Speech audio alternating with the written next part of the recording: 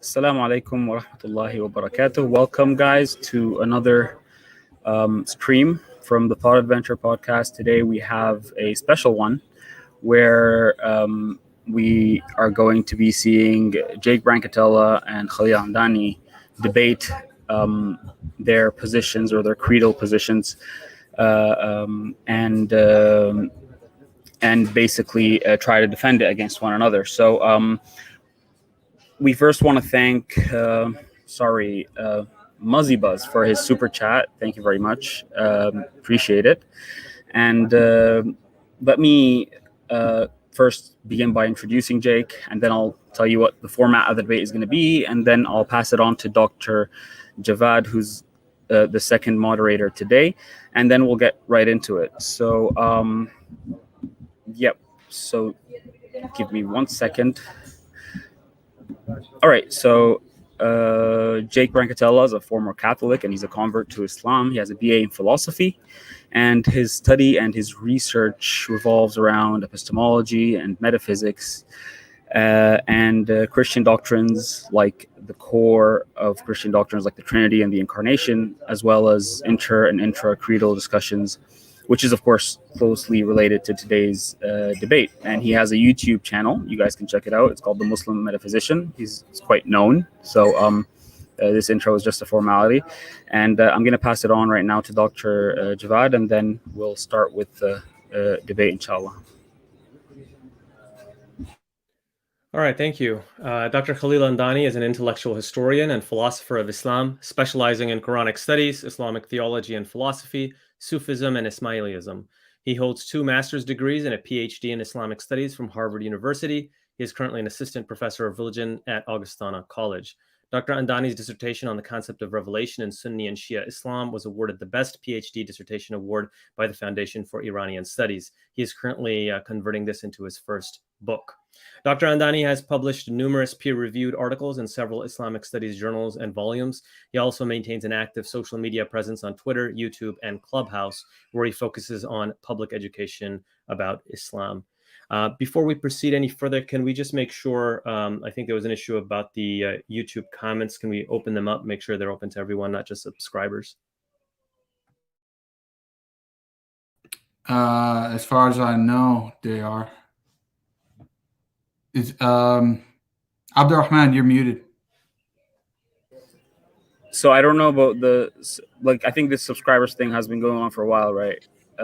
Wait, has this issue been brought up? Because I'm just hearing it right now. But then basically all you need to do is subscribe. It's always been like that. All you need to do is subscribe, and then 5 minutes or 10 minutes, I don't know what the exact amount of time is. After that, you can start commenting. So I think that's always been on the channel. But I don't know, did somebody bring this up? Because I'm not aware of it. No, I didn't know anything. But then it's always been like that on the channel. So So anybody can comment. Anybody can just press the subscribe button and then just start commenting. Yeah, I think you 5 can minutes unsubscribe afterwards, I guess. Yeah, exactly. And then you can unsubscribe if you don't want to stay subscribed. But it's a new feature relatively new feature on YouTube, and a lot of people have been doing it. So yeah, I think anybody who wants to subscribe can subscribe. I just want to tell you guys about the format of today's debate. So there's going to be 20-minute openings from each side. Jake is starting. And then there are going to be 20-minute rebuttals on each side as well. And then 5-minute rebuttals followed by 15 minutes of cross-examinations each. And then 10 minutes closing each. So that's the format. And since Jake is starting, Jake, once you're ready, I am going to start my timer right here. And you just... Abdulrahman, I got a question for you, Abdulrahman. Is there any way that you can open it up right now for comments? Only because it's already going to be your audience. So it is another disincentive for somebody to comment. So if you could open it up. I don't know. I mean, I can't make that decision like on my own, but then I don't see the problem. I don't care. I just don't know how to do it. I wouldn't know how to do it either. Like Riyad, if you're hearing us right now, you can do it. Yeah, I don't mind. Here, I don't really care. Yeah, like you can open it up, but as in the sense that like all the streams we've had all sides commenting, because people simply subscribe and comment, and whoever wants to unsubscribe later can unsubscribe. I didn't even know that was a thing, to be honest. Yeah. I mean, it's recent, but we can try to like reach Riyad right now and make him remove it.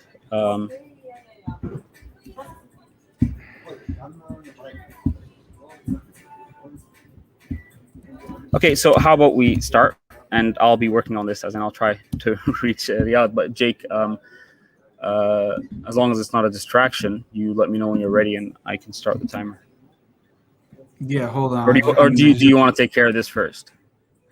I don't care. I don't know anything about this issue, so it's up to Khalil. Okay, If he feels uncomfortable, then we'll wait. I mean, I don't know. Okay, it's done. It's already done. Okay, so we can go ahead right now. Okay. Okay. All right. Let me see if I can share my screen here. So.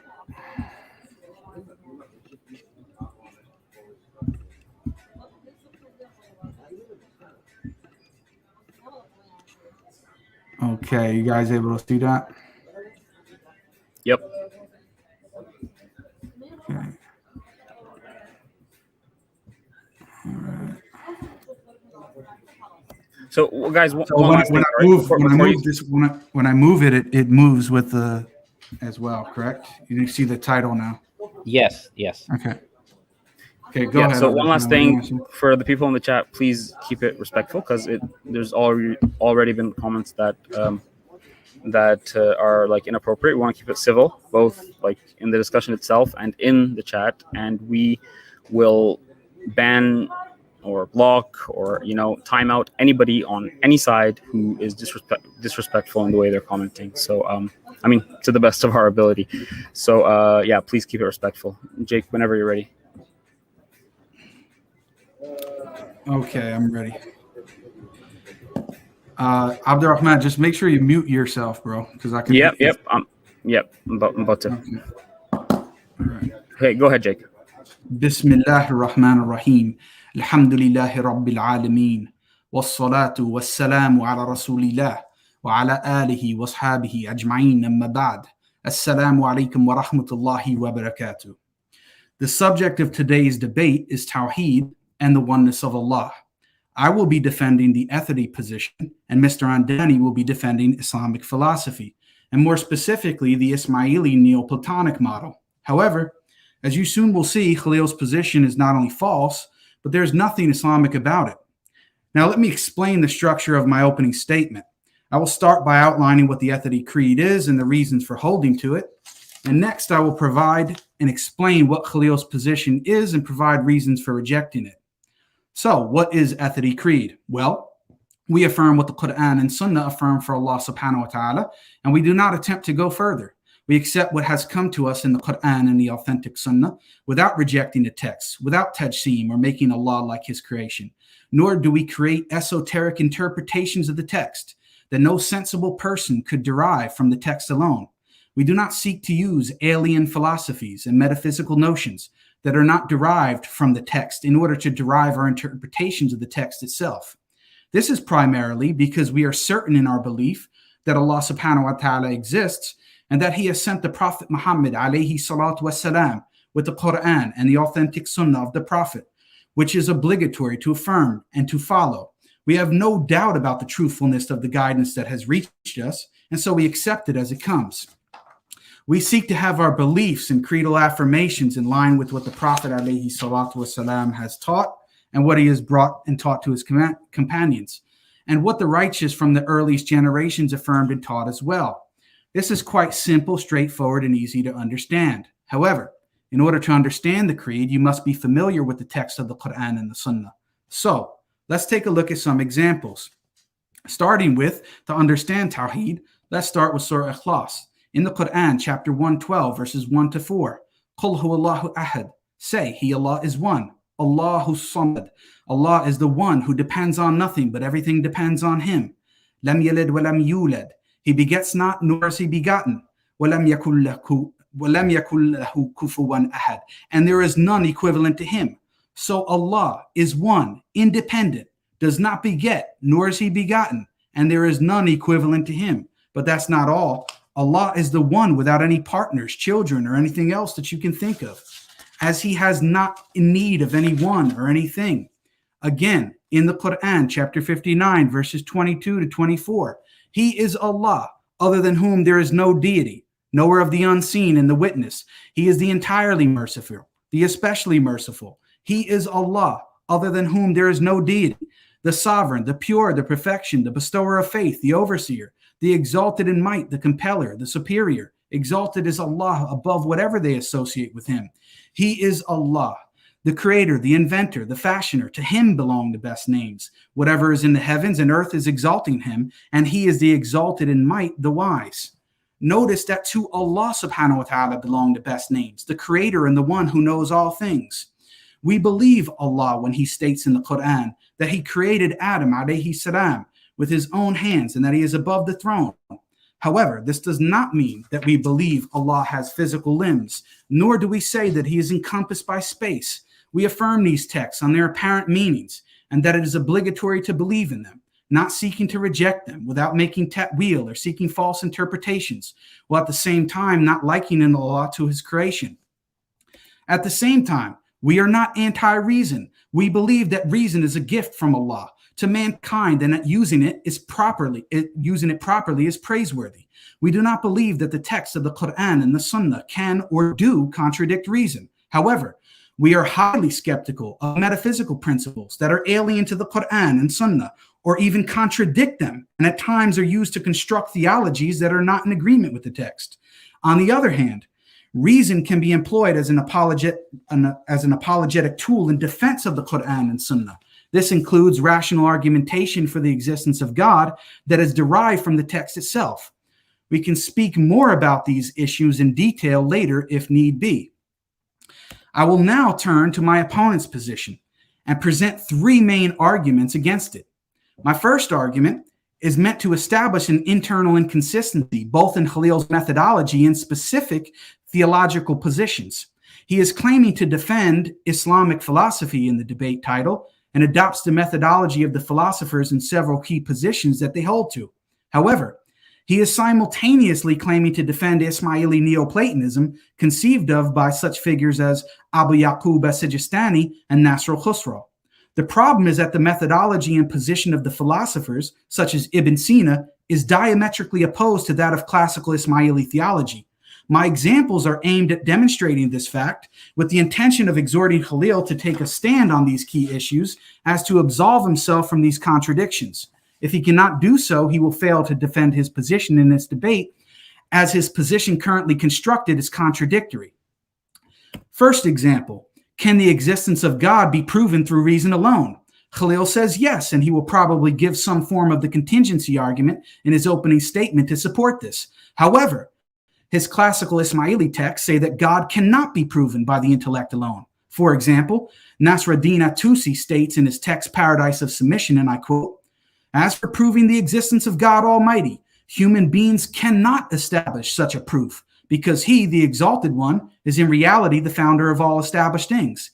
Anyone, including Khalil, who says he can prove his existence, therefore claims to have comprehended the reality of the identity of the transcendent being. But such comprehension by created beings is a supreme form of absurdity. And since comprehension of him is impossible, the proof which they wish to establish is equally impossible." Close quote.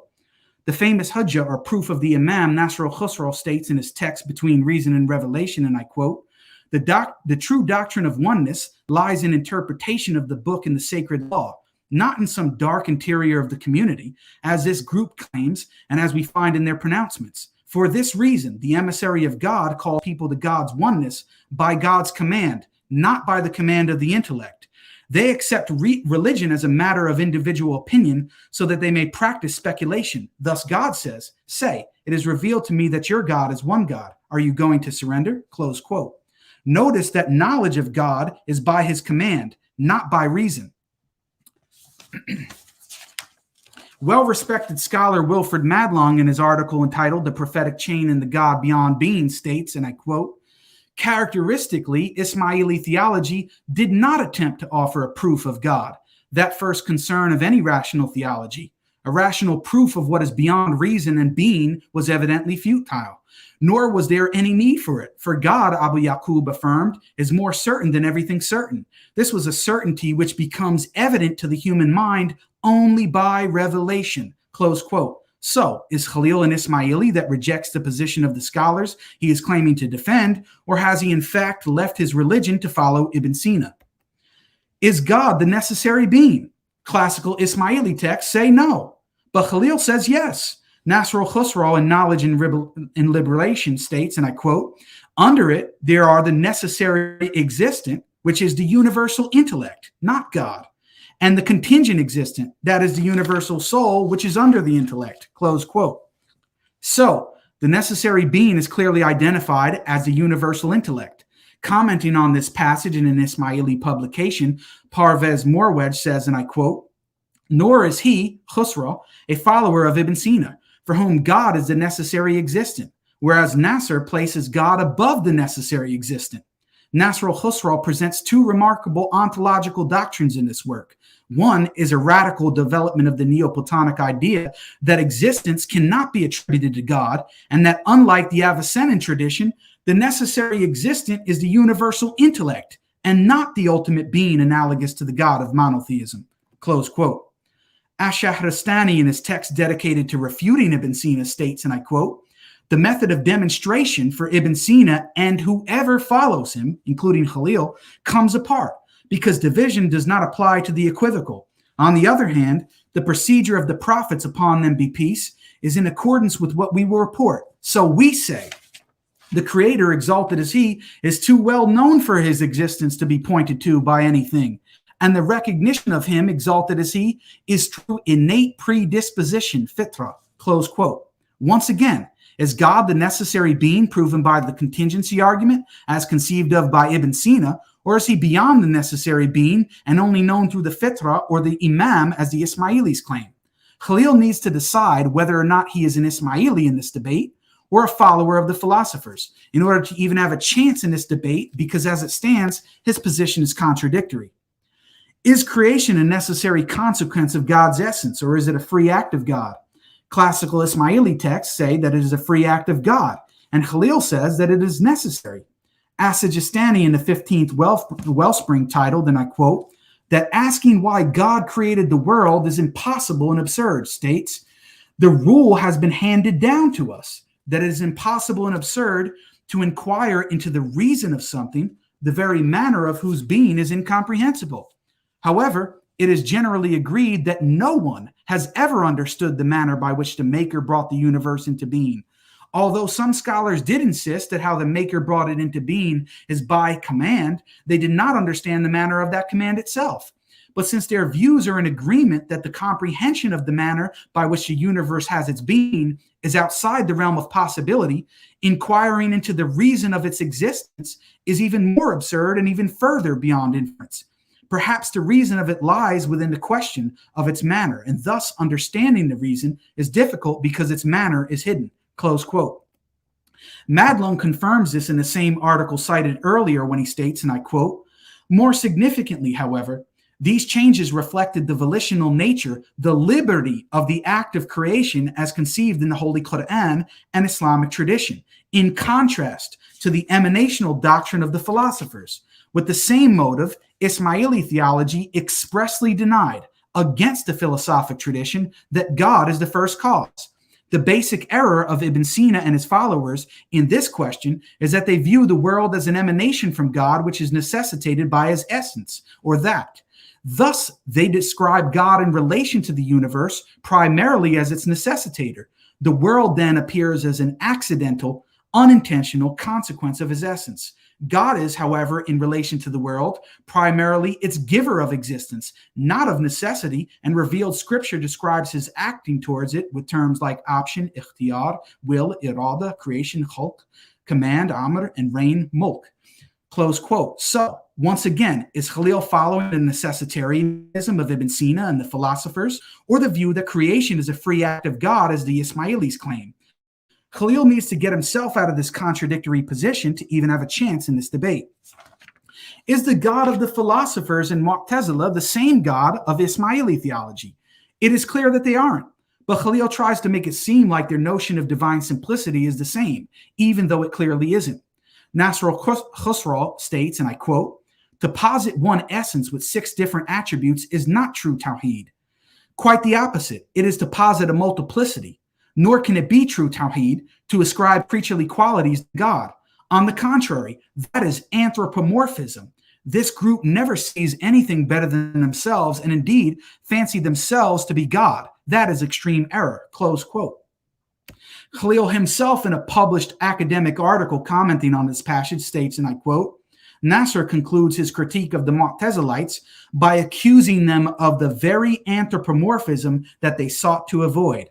Khalil himself admits that Nasr al-Khusraw views the position of those who believe God has multiple attributes identical to his essence as shirk, which includes the Mu'tazila and his so-called philosopher friends. In fact, Nasruddin at-Tusi says the philosophers are fuel for hell in his work Contemplation in Action. He states, and I quote, firstly, as the philosophers have explained, absolute certainty cannot be achieved by reasoning from effect to cause. But since the highest of state of knowledge for the speculative rationalists is to know cause from effect, no rationalist can come to know God. Surely you and that which you worship apart from God are fuel for hell. You shall go down to it. Such is the ultimate stage the rationalist reaches in his quest for perfection. Close quote. So, has Khalil left the Ismaili faith and is now following the methodology and theology of the philosophers? Or is he going to condemn the philosophers and say that they are anthropomorphists that cannot know God and are fuel for hell? These are questions that need answers to. Khalil's view, and my second argument, is that Khalil's God is not the God of the Quran. Khalil does not believe that Allah is the direct creator of the heavens and the earth. He does not believe that Allah is all-knowing, all-powerful, and perfect. In fact, his books state that to ascribe such names and attributes to God is shirk and anthropomorphism.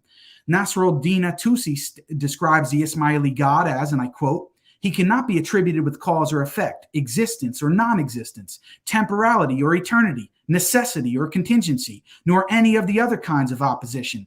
He is beyond any attribute by which something could be qualified, whether it be non-existent or existent, negative or positive, relative or absolute, verbal or in meaning. He is beyond all this and also beyond the beyond and so forth. Close quote.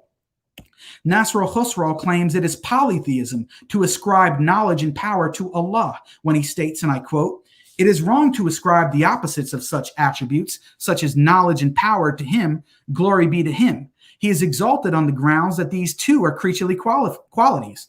The so-called theologians of this community have plunged into grievous error in their inquiry, in ascribing their own fine qualities to God and in declaring him devoid of their bad qualities. And for this very reason, they have fallen into polytheism, close quote. So anyone in the audience, if you're listening, who thinks that Allah subhanahu wa ta'ala, or God, is all-knowing and all-powerful is a polytheist, according to Khalil and Ismaili theology. Khalil would like us to believe that when Allah tells us in the Quran that he is all-knowing, all-powerful, and the creator of all things, us Muslims have just simply always misunderstood these verses. My third and final argument is that Khalil's concept of God contradicts reason. His God cannot be known and therefore cannot be worshipped. Remember that the Ismailis cannot prove their God exists. This is because they believe God does not exist and is beyond reason. Paul Walker, in his book on the Ismaili Hujjah al-Kermani, describes the problem as such, and I quote, languages cannot signify God as he really is, since the signifier must have a referent that exists and can be known. God, however, is unknown. One cannot signify with language or with abstractions in the mind something that is unknown. Therefore, one simply cannot speak about God, close quote. So listen closely. Every single time that Khalil opens his mouth to speak about God in this debate, I will remind him of the fact that nothing he says actually refers to God at all. This debate is already over, folks. Khalil should simply leave his mic on mute as he cannot even speak about God whatsoever. Paul Walker again states, and I quote, those who have proposed such an absolute view of God, as for example to say with the Neoplatonists that he is beyond both knowledge and being, have been regarded almost necessarily as mystics, at least in theology. Indeed, it has been hard to discover a rational and non-mystical yet religiously satisfying explanation for such a paradox as human worship of an unknown God. It should be clear that As-Sijistani offers no new method for knowing the unknowable God. He never really concerned himself with a demonstration of how he knows the unknown God to exist. This problem, which really has no logical solution, of course, was for him secondary, close quote. So, Khalil's God does not exist, cannot be known, and cannot be worshipped. On this basis alone, his position doesn't even get off the ground and really shouldn't even be considered. So, Khalil needs to explain to us whether or not he is still an Ismaili or has he apostatized in favor of the creed of the philosophers.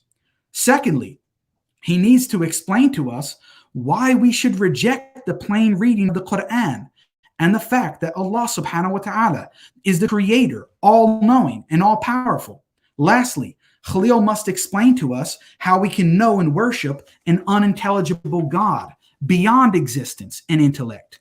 Khalil believes that Allah is not the creator of the world. He is not all-powerful. He is not all-knowing. He is not perfect. He is not all-wise, and that he only has the ability to perform one action. Imagine that. Allah subhanahu wa ta'ala only has the ability to perform one action. He couldn't do anything else, even if he wanted to. Instead, he attributes all of the beautiful names and attributes to two other eternal beings, known as the universal intellect and the universal soul. And get this, they aren't even mentioned in the Quran. Simply and straightforwardly, this is not Islam. بل نقذف بالحق على الباطل فيدمغه فإذا هو زاهق ولكم الويل مما تصفون. Thank you very much, and I look forward to hearing from Khalil. Okay, thank you, Jake, for that opening. So right now, Khalil, are you ready? Jake, can you, Khalil, you're muted.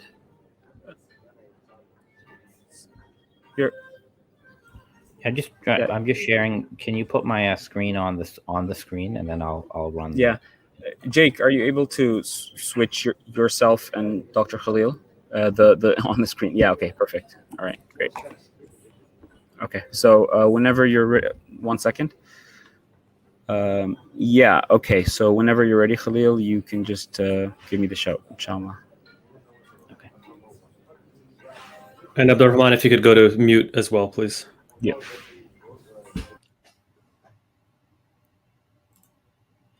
Bismillahirrahmanirrahim. Allahumma salli ala Muhammadin wa ala Muhammad. Thank you to Jake and our host for inviting me. To be honest, I'm not a debater. I'm an academic intellectual historian. But for this occasion, I've made an exception because my opponent has a habit of misconstruing and takfiring any Muslim who holds to certain beliefs, including many Sunnis, Twelvers, Ismaili, Sufis, and Falasifa. Now he's takfired me out of my own community, which is an interesting move to make. So today, I will defend the Tawhid of Islamic philosophy, including the Tawhid of the Ismaili tradition, and my defense will include a critique of Jake's Athari beliefs, without takfiring the Atharis out of Islam. Now, Tawhid means that God is absolutely one and absolutely unique. God is the independent, necessary reality. He is unique, eternal, timeless, and the creator of everything that is other than him. I will show that Islamic philosophy fully upholds this view of Tawhid, while the Athari Creed utterly fails at Tawhid. Now, in Islamic philosophy, Ismailis included, we maintain that Allah is absolutely one, simple, without any parts or multiple aspects within him, and that he is timeless and immaterial, and that God has no similarity to his creation. And God is the creator of everything through a created hierarchy of intermediaries, beginning with the first creation of Allah, known as the first intellect, the pen, or the Nur of Muhammad, and then through the second creation of Allah, known as the universal soul, the second intellect, or the guarded tablet. And through the mediation of the first creation and the second creation, Allah creates and sustains our universe. Thus, Islamic philosophy maintains that Allah is absolutely one, absolutely unique, and absolutely dissimilar to his creation. On the other hand, my Athari opponent, Jake, does not affirm pure Tawhid. He believes that Allah contains multiple distinct entitative attributes that are not identical to himself. So in the Athari view, Allah is composed of numerous uncreated finite entities like you see on this circle pie chart diagram. Furthermore, the Atharis believe that Allah has attributes that do resemble his creation in some respect. He exists within time. He has 2 hands, 2 feet, fingers. He's above a throne. He comes down every night. He even appears in human form. So you see, ladies and gentlemen, the Athari Creed will fail to register as Tawhid. Now, Islamic philosophy is a broad tradition known inside Islam as hikmah, known in the West as Islamic Neoplatonism. And in the worldview of Islamic philosophy, Allah, who is absolutely simple and eternal, creates and sustains everything through the first intellect, the first creation. Now, this particular worldview is widespread in the history of Islam across Sunni and Shia traditions. Despite all their other differences, you have a big tent of Muslims who believe in this Neoplatonic worldview. These include Sunnis in the Ibn Sina tradition, Persian Sufis like Ghazali and Rumi, the Ibn Arabi tradition, South Asian Sunnis. There are even some Hanbali Sunnis that believe in this Neoplatonic worldview. So this is not an exclusively Ismaili thing, despite what my opponent says. The greatest Islamic metaphysicians held to a Neoplatonic worldview or hikmah worldview of reality. Meanwhile, the Athari Creed that Jake is defending is actually the most anti-rational and the most anti-metaphysical creed in the very history of Islam. Now, my opponent has said, for example, that if you hold to this Neoplatonism that I've described, that you're not a Sunni. He said that. Now, this is patently false. It doesn't even pass the test of history. Let me give you guys one example of how widespread Islamic Neoplatonism is. We have a text called Hidayat al-Hikmah by Al-Abhari. This text teaches that Allah is absolutely simple. He has no parts or real attributes, and that Allah is the creator of the eternal first intellect and 10 other intellects. Now, this text, Hidayat al-Hikmah, was taught across the Islamic madrasa system in the Ottoman, Safavid, Qajar, Mughal empires for the past 700 years, and 200 Muslim scholars, Sunni and Shia, wrote commentaries on this text. So when Jake has said that if you have these Neoplatonic beliefs, you're a kafir and a mushrik, I want Jake to tell us whether he thinks that madrasas for 700 years were teaching kufr to Muslims, and whether 200 Muslim scholars have been writing commentaries on kufr and shirk for the past 700 years.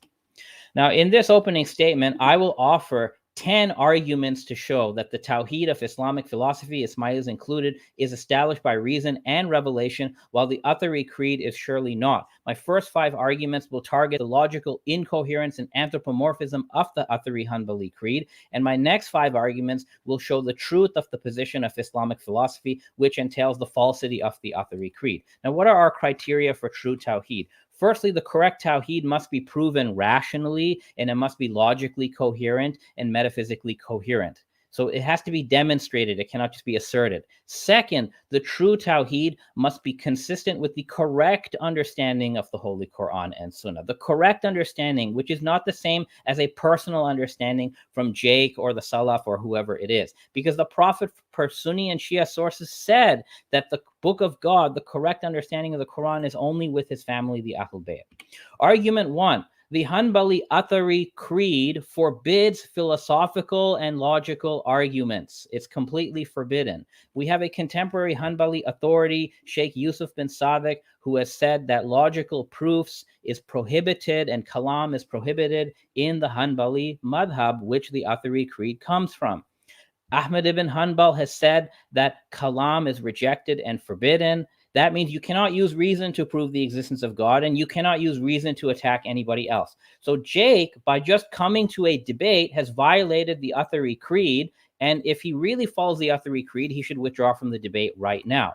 So if you are a true blue Athari, you should refrain from any sort of arguments that you're bringing in the debate, because by making any argument against anyone else's position, the Athari has refuted themselves, and you should just back out of the debate and withdraw immediately. Argument 2.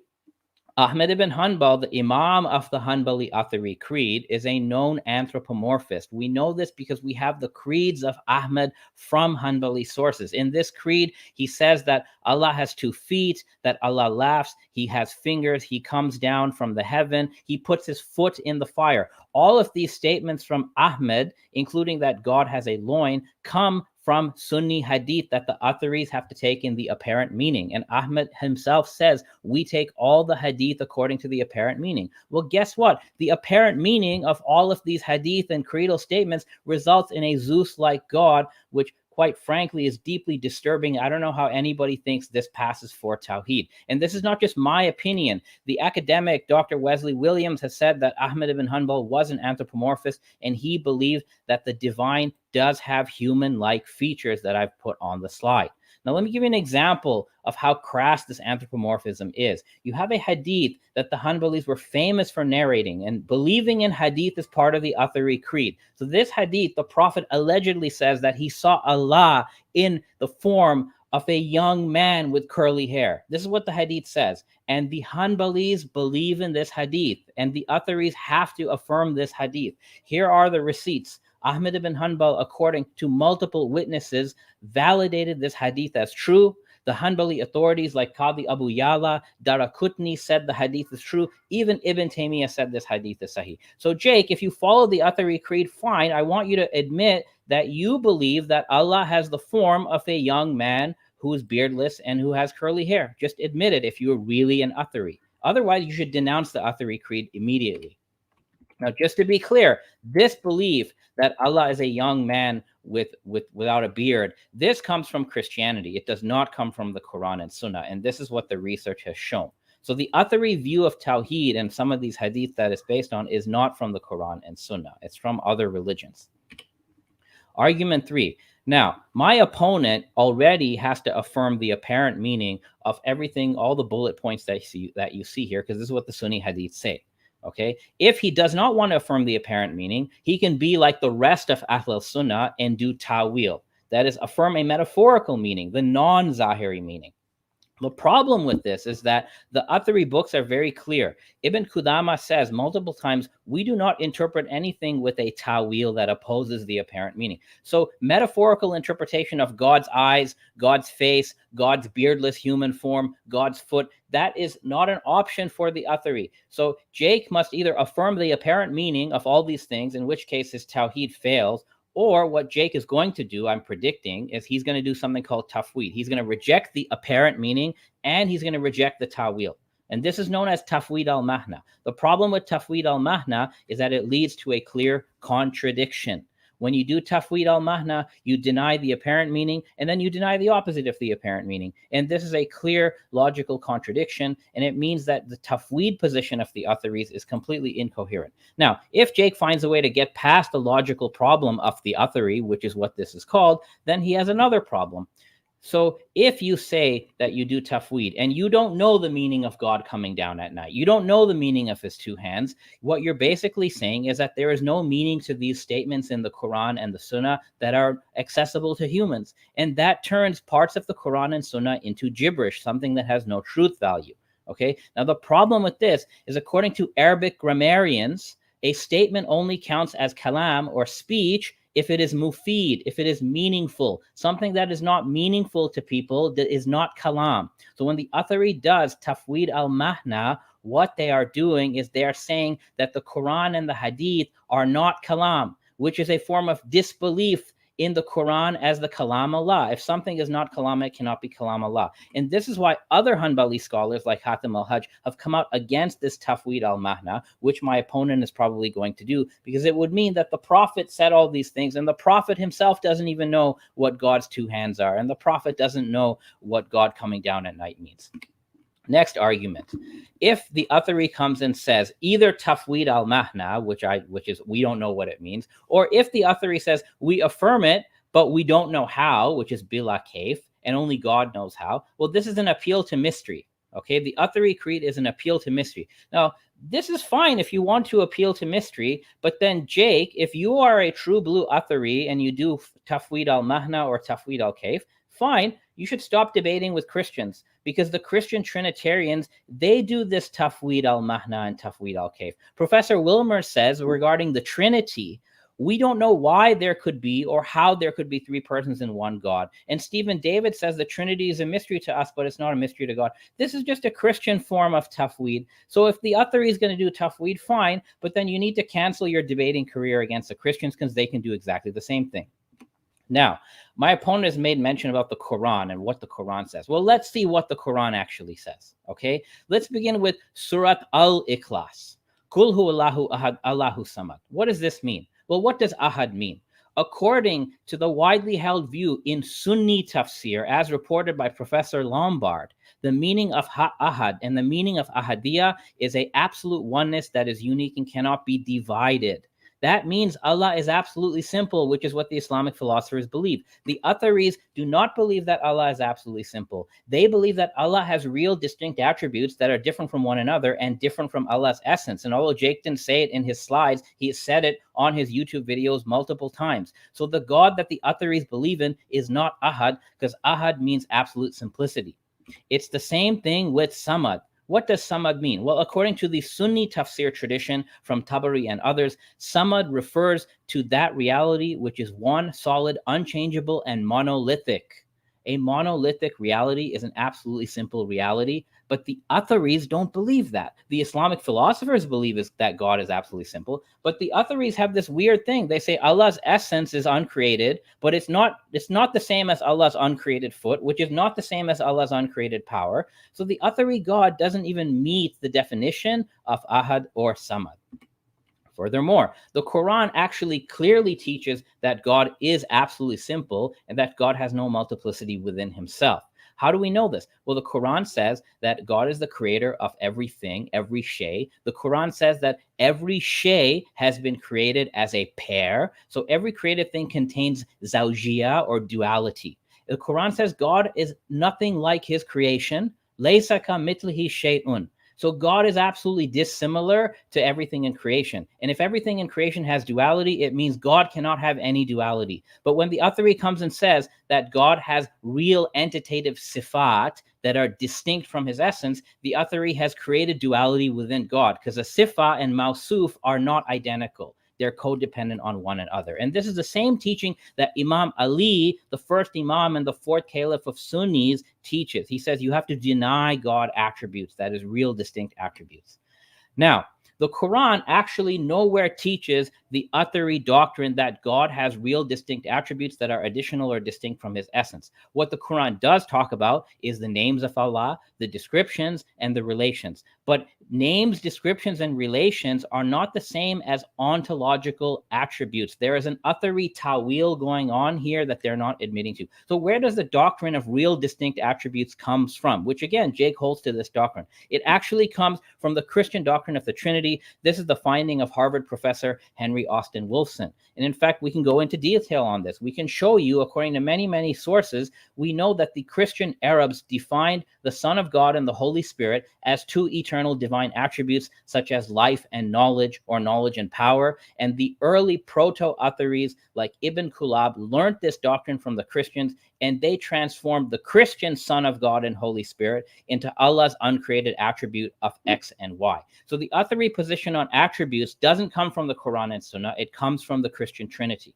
Now, even if we apply reason to the Athari doctrine of attributes, of real distinct attributes, this entire doctrine is going to collapse. Firstly, the Atharis say the attributes are not identical to God and they're not other than God. This violates logic. It violates the law of the excluded middle. But even if you get past that logical problem, the question we ask is this. If God's essence and his attributes are all mutually distinct, which is what Jake believes and what the Atharis believe, we ask, is the essence and each attribute necessary in itself or dependent in itself? Now, here are the options. If you answer that the essence is dependent and the attributes are independent, you believe in multiple necessary beings, polytheism. If you say the attributes depend on the essence, so the attributes are dependent, the essence is independent, well, that is divine simplicity. There's only one necessary independent reality, which is God. So that's our position. If you say the essence and attributes are all independent necessary beings, that's more polytheism. And if you say they're all dependent contingent things, that's atheism. So the Athari position on Tawhid is going to collapse into one of these four, and therefore this view of Tawhid, cannot stand this test of reason. Furthermore, when the Atharis say that God's attributes are distinct from one another and God's essence, what they are saying is that each divine attribute, in being different from others, is finite. Okay, something is finite if it is limited and it excludes things that are different from itself.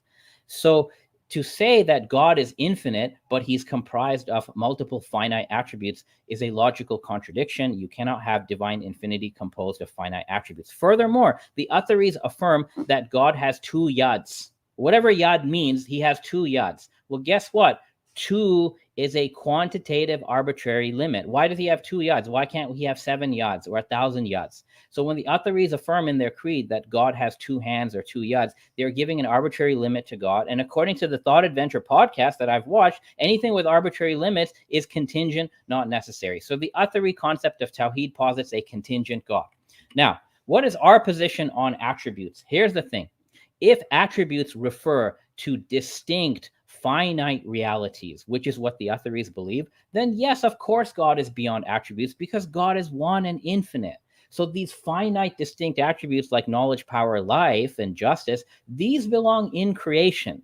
Okay, when the Quran refers to God as all-knowing or all-living or all-powerful, we can affirm that he is, but the meaning of that is that God is the creator of life, knowledge, and power, not that God is the bearer of life, knowledge, and power. And there's a consensus between the philosophers, the Sufis, and the Ismailis on this point. There's actually consensus on this. Now, we talked a little bit about creation. So in our view, God is the creator of everything. He is not limited by anything, but everything God does is in accordance with his own essence or his own nature. So because God is absolutely simple, he creates one direct creation. All the other creations are from him, but indirectly. And that one direct creation is called the first intellect. And the reason why is because if God has multiple aspects, then he would create multiple things. Because God is simple, he creates one thing directly. And this first creation must be eternal because God is eternal. God is not in time. I know Jake believes God is in time, but God is actually not in time. So God is always eternally creating the first intellect, and the first intellect depends upon God. So it is a creation, and it's an eternal creation. And in the Islamic tradition and in the Quran and the Sunnah, the first intellect is affirmed. The first intellect is called the will by which God creates all things in Shia Hadith. The first intellect is called the Amr, the kun fayakun mentioned in the Quran. In the Hadith literature, the first intellect is called the pen. It says the first thing God created was the pen, and then he told the pen to write everything in creation. That's literally an intermediary. Before anything is created in its physical reality, it is written by the pen. So God does create everything through the pen or the first intellect. And these hadiths are in the Sunni and the Shia corpus. Okay, so this is very clear then. I have launched today 10 arguments against the Athari Creed. And each of these arguments that I've given is fatal to the Athari Creed. So if Jake wants to stand a chance in this debate, I expect him to, number one, refute all 10 of my arguments. And number two, you have to give some rational demonstration for the Athari Creed, which we haven't seen. As for the things that Jake said, I will be rebutting all of his misstatements in my first rebuttal. Thank you.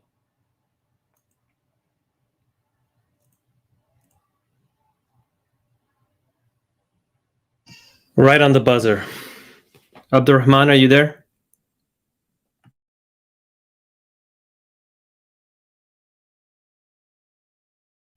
Jake, are you there? I apologize.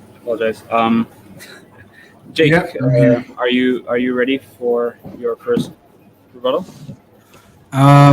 Just 1 second.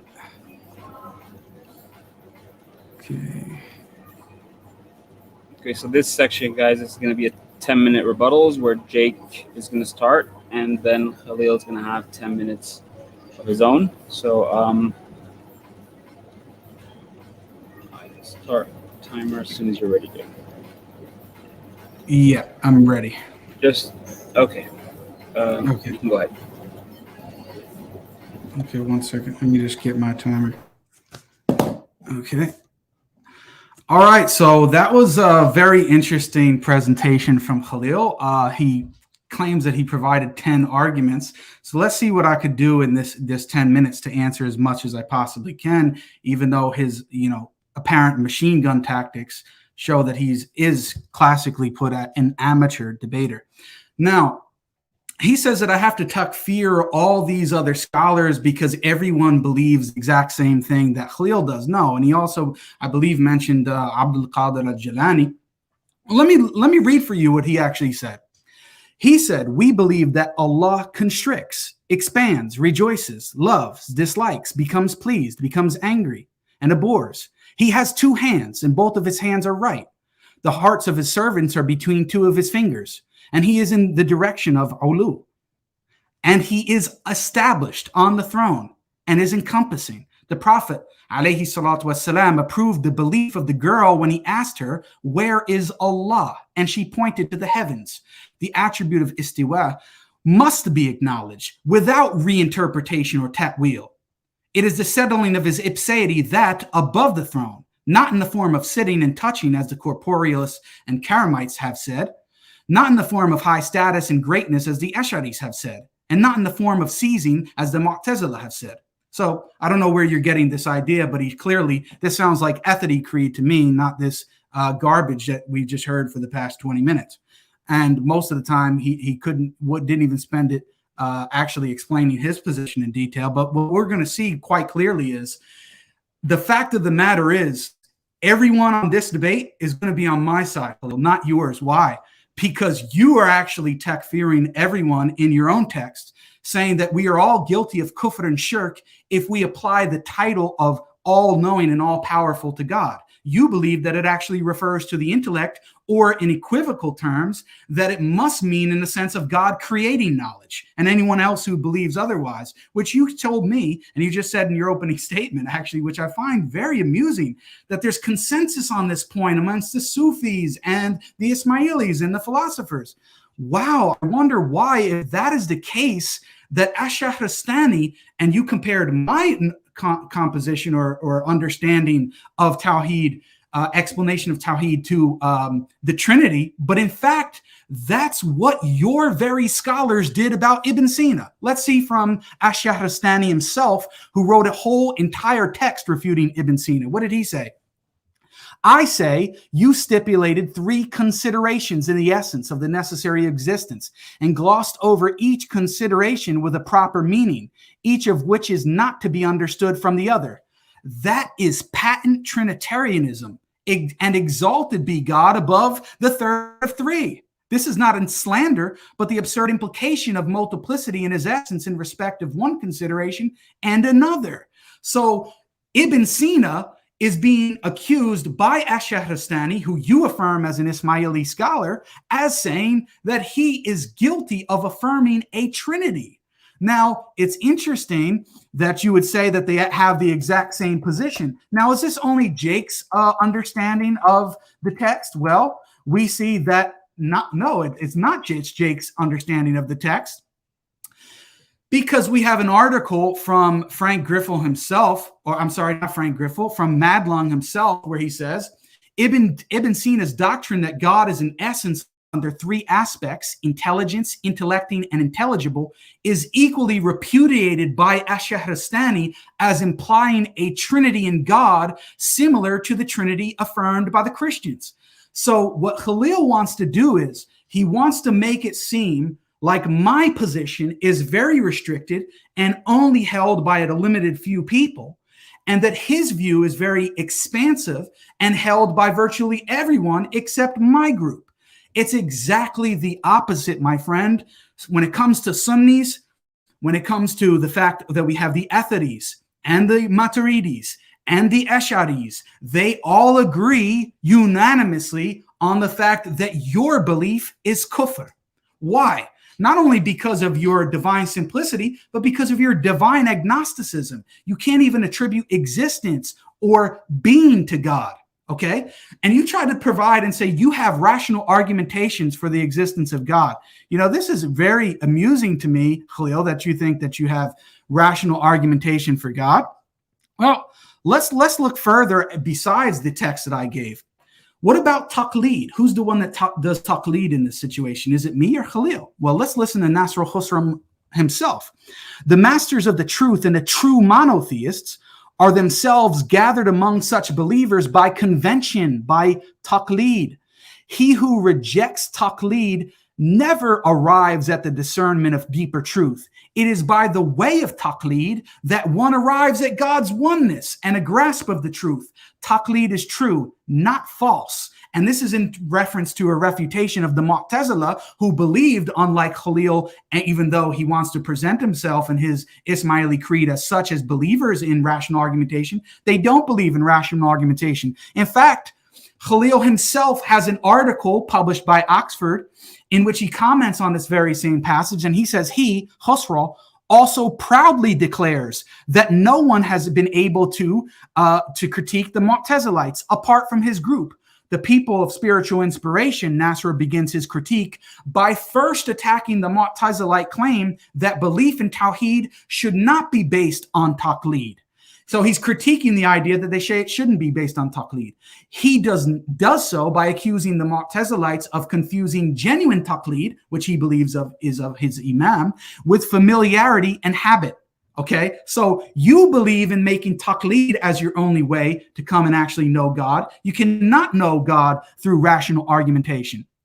On the other hand, my friend, I can actually show you that not only does Ibn Taymiyyah allow for rational argumentation, but the very same person who you quoted, which is Dr. Hatem al-Hajj or Sheikh Hatem al-Hajj, in this very text actually mentions this exact same point. So in this text, he says, and I quote, Ibn Taymiyyah did not attempt to belittle the office of reason or deny its importance in grounding our faith in the revelation. He argued that reason is not one undifferentiated category of conclusive rational input. Okay, and he goes on further in this text, right? So let me show you where he goes on further. He says, Ibn Taymiyyah then came at a time when the intellectual idiom of the scholarly community and even of the public space has been saturated with kalam. So he decided to engage with it, thus the notion of him being a mutakallim. However, he did not do that in the way contemporaneous speculative theologians did, but rather to defend the Athari Creed, which found their strongest patronage amongst the Hanbalis. He even explicitly permitted rational theological argumentation at some level and showed that it has first been employed by the Quran. So very clearly, most of your arguments and critiques were straw man. Now let's get to this issue of anthropomorphism. I want to remind everyone, okay, you guys can listen to what he says about accusations of anthropomorphism. Do you know that Khalil himself, as I have already stated, believes that anyone who believes that God is knowing or has knowledge is an anthropomorphist and guilty of shirk? This is what he believes. So forget about me that I believe that Allah subhanahu wa ta'ala has a yed and he has this and he has that. If you even believe that God is perfect or a cause or any of these categories whatsoever that can be applied to God, you are guilty of shirk.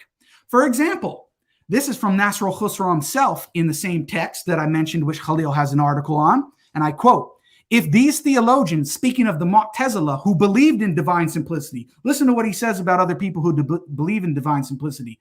If these theologians, the Mu'tazila, have established that God is knowing, God too calls certain of his servants knowing, as in the verse, only those of God's servants who have some knowledge fear him.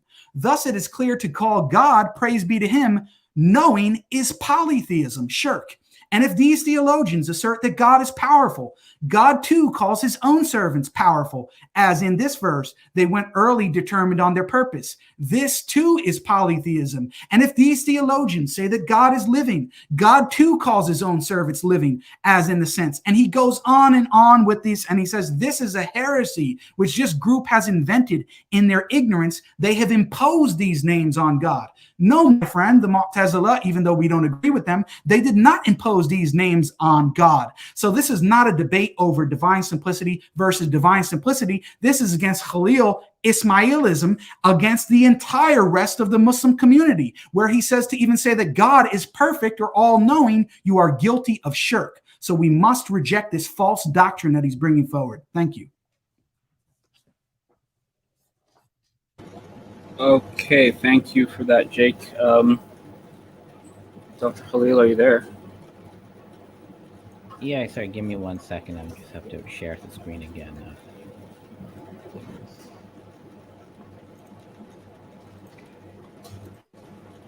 So we're going to have 10 minutes right now from Dr. Khalil, and then we're going to have a second round of 5-minute rebuttals, and then we'll get into the cross-examination.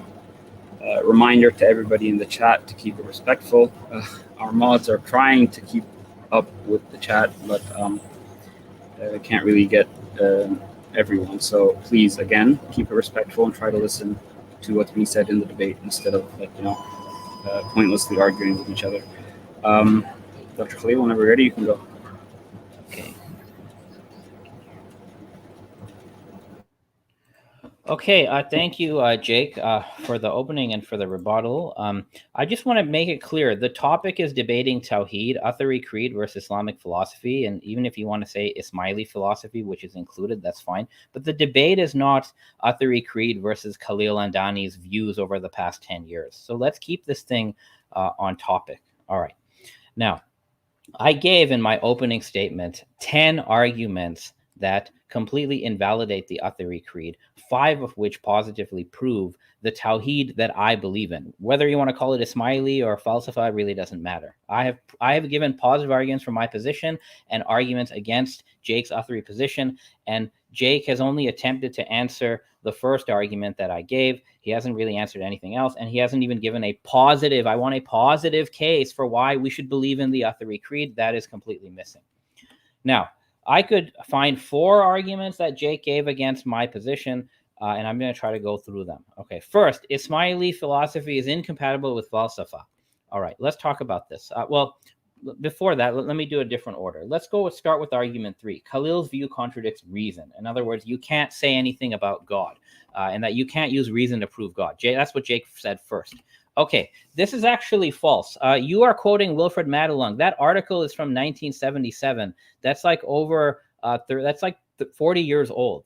Okay, once we've actually read Ismaili primary sources, Kirmani, Rahat al-Aql, Nasser Khusru, Zad al-Musaffir, Tusi, in the same book you quoted, Tusi gave an argument for God. So Kirmani, Khusro, Tusi, and even Shahrastani in his refutation of Ibn Sina, they have all used a contingency or dependency argument to prove the reality of God.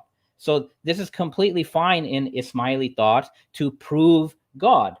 We do that. It's in our primary text. If Madelung wrote that we don't offer an argument, Madelung is simply wrong, and that article is outdated. And I say this as an expert who reads the primary sources. And it follows from the fact that dependent realities require an absolutely independent originator in order to exist. This is how we know there is God. And once we know there is God, we further know that this independent, absolutely uncaused originator must be simple, eternal, transcending all the attributes of creation. So when we do negation, we don't mean to say you can't say anything about God. Kirmani never actually says that. What Kirmani says is that you have to negate all the attributes of creation from God. That is what you have to do. This is not a uniquely Ismaili thing. Ibn Sina actually does the same thing. Okay, Ibn Sina says that every positive statement about God refers either to a negation or a relation, idafa. And a relation simply means that something in creation has been created by God. So are you sharing slides, Khalil? I'm sorry to interrupt you because we're not seeing slides. Apologies for the interruption. Yeah, are you guys not putting my slides up or what? You guys haven't put my slides up. In your opening where your slide. Pause the timer. I'm gonna pause the timer. Yep. You haven't. In your opening, your slides were up. So are these like a different set of slides? No. Okay, is this it here? There. Yeah. So do you want to start over? Yeah, I would appreciate that because okay. I thought there was a slide showing. Okay. So Dr. Javad, if you don't mind, you can restart the timer because I don't really have access to that right now. Okay, that sounds good. Go ahead. I'll restart the timer. Okay, ready? Begin. Yeah. Okay, so as I said, this debate is about Tawhid. It's about positions on Tawhid, the Athari position versus Islamic philosophy. Even if Jake wants to substitute Islamic philosophy for the Ismaili form of it, fine. But we are debating positions. We are not debating whether I personally hold to X or Y. Okay, if you see any modern debate competitions, many people have to defend positions that they don't exactly hold to. So that's what the debate is about. My opponent's comments about what my personal beliefs are really irrelevant to this debate. Next thing, I gave 10 arguments. 5 are positive arguments for my position, and 10 in total are arguments against the Athari position. Jake has not given any arguments for the Athari position. So there's no reason to be an Athari so far.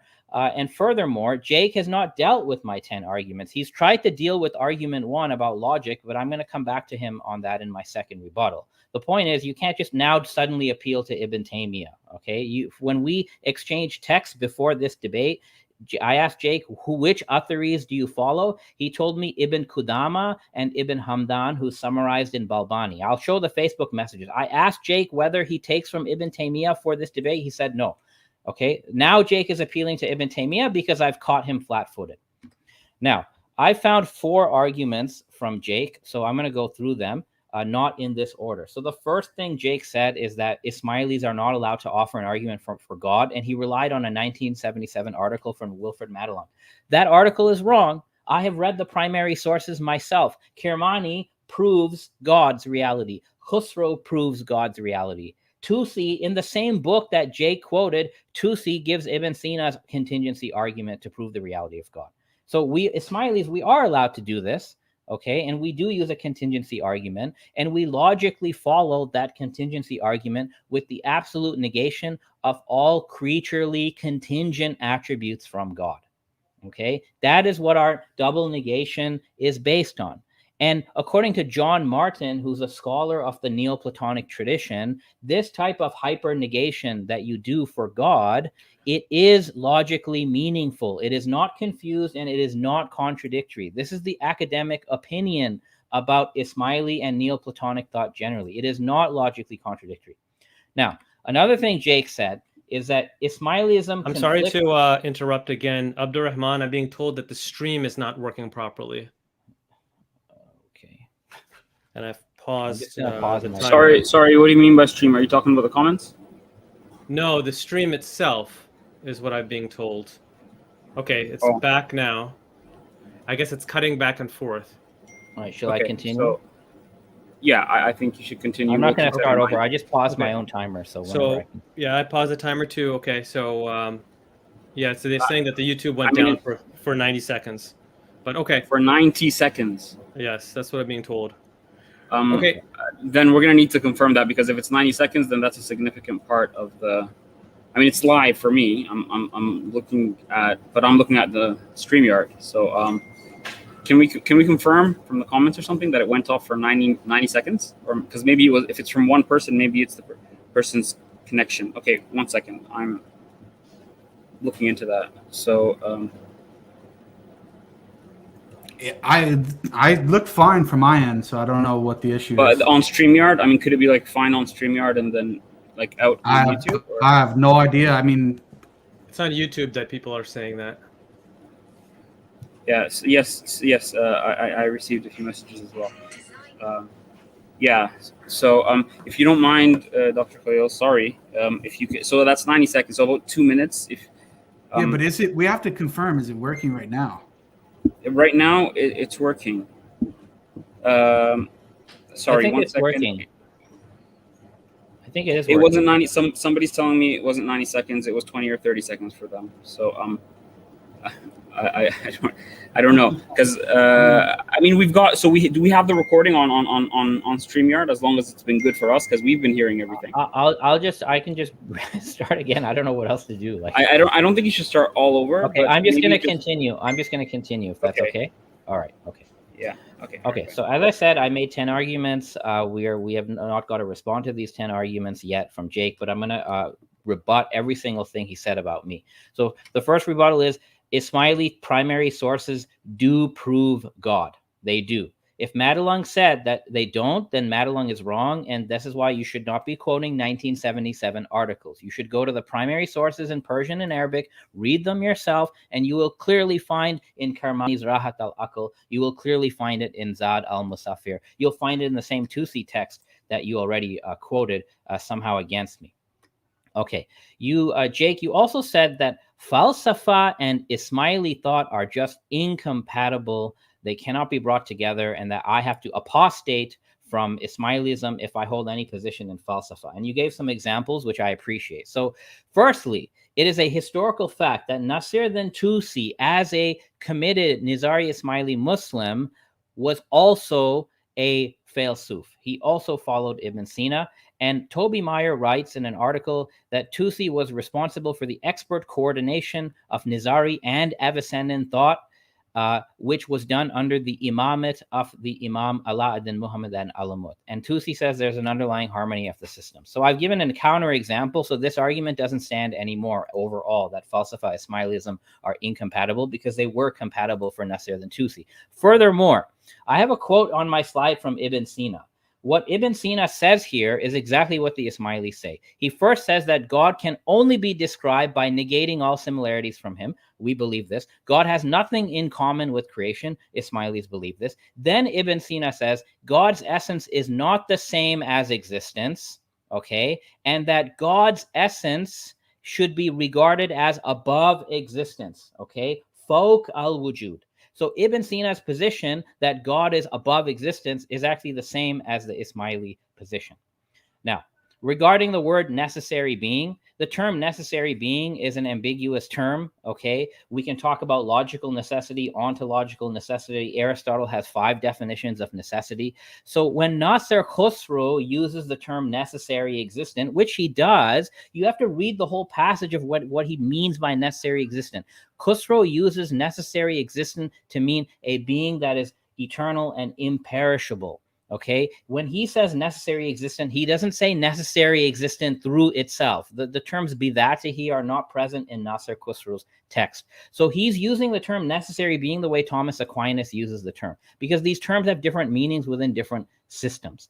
Now, you said that I believe that creation is necessary, and the Ismailis believe it is a free will act of God. Firstly, this is not accurate. Number one, Nasir then Tusi, in his Ismaili text, which I know you've read, so you clearly omitted this fact, Nasir then Tusi says, as an Ismaili, to Ismailis, that creation became necessary and that creation is the first intellect. So you can be an Ismaili and you can believe that creation is logically necessary. Furthermore, despite what Madelung and whoever says, there is no Ismaili text that says God has libertarian free will in the sense that God could have done otherwise. In fact, Sijistani, in a text that you haven't read because you can't read Arabic texts, says very clearly that the will of God is absolutely undivided. And furthermore, Sijistani says that God's will does not choose among opposing alternatives. And if you relate God's will to choosing among alternatives, you've lied against God. Rather, God's will is pure goodness with the manifestation of wisdom. It says he does not decide among opposing alternatives. God's will is united with what he wills. So for Sijistani, God's will only has one position. That's what he says in the last line here, a perfect will with a single position. So the Ismailis do not believe in libertarian free will, and they do believe that although God wills creation, God could not have willed otherwise. So there is an agreement on this point. Now, you said that according to the Ismailis, the statement, the essence and the attributes are identical, is shirk or something. Firstly, Khosrow is talking about minor shirk, not major shirk. And it's shirk, it's not shirk.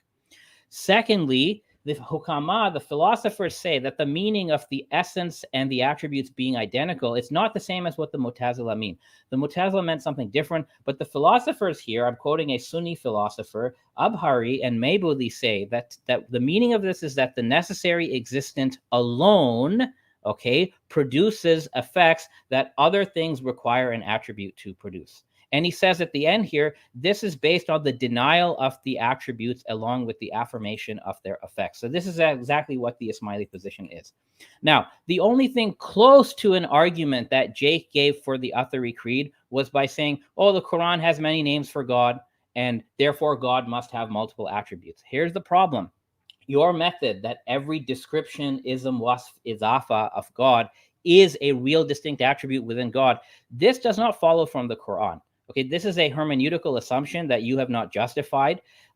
Not even mainstream Sunnis follow this. This is like the Jakey method of reading the Quran. Even like Asharis, Maturidis don't believe in this. If you do apply the Jakey method, if every description in the Quran refers to a real attribute in God, I expect you to tell us that you believe that blowing is an attribute of God. You should tell us that spirit is an attribute of God.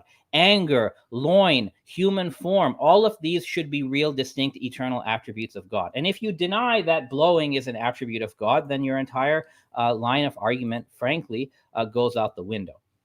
Now, regarding attributes, when you said, oh, you can't say God is all-knowing and so on.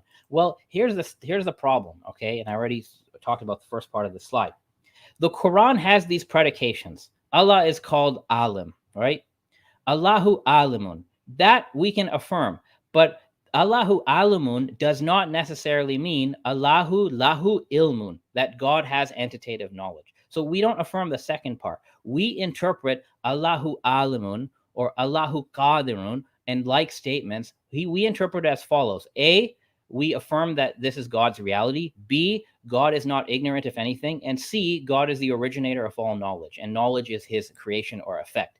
This is not a violation of logic. There's a type of literary speech in Arabic known as metonymic speech. Okay, in metonymic speech, you can describe the giver or the agent. You can describe an agent by means of something that the agent creates, and you can attribute what the agent creates to himself.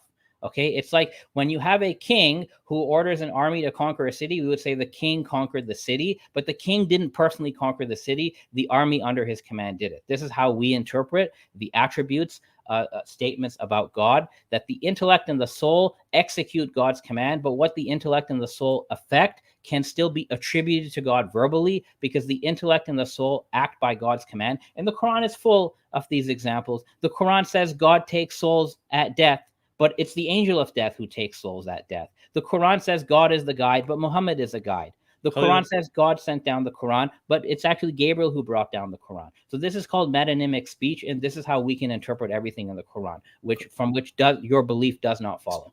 Khalil, it's time now. Is that good? You got your last comment? Okay, great. Okay, thank you for that. And right now we are going to we're going to go to, I believe it is the 15-minute cross-examinations, right? Sorry, 5-minute rebuttals. I apologize. So it's 5-minute rebuttal for Jake. Yeah, 2 rounds of 5-minute rebuttals. No, one. Yeah, each of us gets 5 more minutes. It's 5 minutes, right? The second one? Yes. Yeah. And I've just confirmed that the stream is going to be okay as long as everything was here on our, on StreamYard, because nothing happened here. We were all live together. So that means that it is going to be recorded. So if anybody lost anything right now, they'd be able to see it in the recording. So Jake, whenever you're ready, you can start. Okay. Second. And Jake, please let us know if you have slides, because you didn't have them last time. No, I don't have slides. Okay, I'm gonna start now. Okay, Bismillah. Unfortunately, folks, I think for Khalil, he's already given up the debate. Why? Because when I'm attacking his position, his response is, my personal beliefs are irrelevant to the debate. Khalil has said that his own personal beliefs are irrelevant to the debate. Well, I wonder, who am I actually debating here? Am I debating some guy named Joe down the street, or am I debating Khalil Andani? I thought I was debating Khalil Andani last time I checked. So if your beliefs are not relevant to the debate, then have a nice day. So I don't know what you showed up for the debate. You've already lost the debate. Now, he's attacking Madlum and saying that this is an outdated thing. Well, let me tell you something. This is not just Madlung who is making this statement. And by the way, I have a document full of all of these references. If anyone is interested in it after the debate, I will make it publicly available with a link, and you can read them yourself and see who is actually accurately representing Ismaili theology and the philosophers. Is it Jake or Mr. Khalil Andani? And you guys can be the judge of that. I think you'll see very clearly, even by Khalil's own words in his written articles and statements on YouTube, that he is doing a bit of taqiyya here. But I mean, what can I say? I mean, it's par for the course with the person that I'm debating now. Now, he says that like I said, he's already given up the debate by saying his position or his beliefs are irrelevant. Now, let me try to respond to, because he did this machine gun tactic, I'll try to respond to another one of his arguments. He asked about the attributes of Allah subhanahu wa ta'ala. Are they necessary, or are they this, or are they that? We believe that they're necessary in the sense that Allah subhanahu wa ta'ala exists always with them. eternally. He always exists with his attributes, and there's not a possibility in which he doesn't exist without his attributes. And you can ask me more questions about that in the future, and you can go on and say, oh, well, that means that there are multiple necessary beings. Well, no, it doesn't mean that there are multiple necessary beings. We don't say that there are multiple humans that Jake is multiple humans just because I have multiplicity within me. I'm still one being. We don't say that there are multiple beings within Jake. This is not the language that we use. And this is the whole point. You're saying that I didn't give an argument. I did give an argument. My argument is quite simple. Just read the Quran for the first part. Read it and see, is anybody going to come to the conclusion that the universal intellect and all of these other beings that exist are eternal and they have these attributes and God doesn't, and he's actually not knowing, he's not perfect? No, they wouldn't. And by your own admission, the Salaf didn't actually believe in it. Only a small version of people actually believed in it, which you tried to hint to in the beginning of your opening statement. Now, on this issue of proving God's existence, he's saying he's doing it by a contingency argument. Let me read from Khalil's own statement about God. He says, listen, the Ismailis find that idea too limiting. God is beyond existence. So the Ismailis will say that you cannot say God is the necessary existent. That's Khalil's own words. You cannot say, and as an Ismaili, that God is the necessary being or the necessary existent. Now, again, is this only Jake saying this? Now he's saying that Al-Kirmani adopts this position.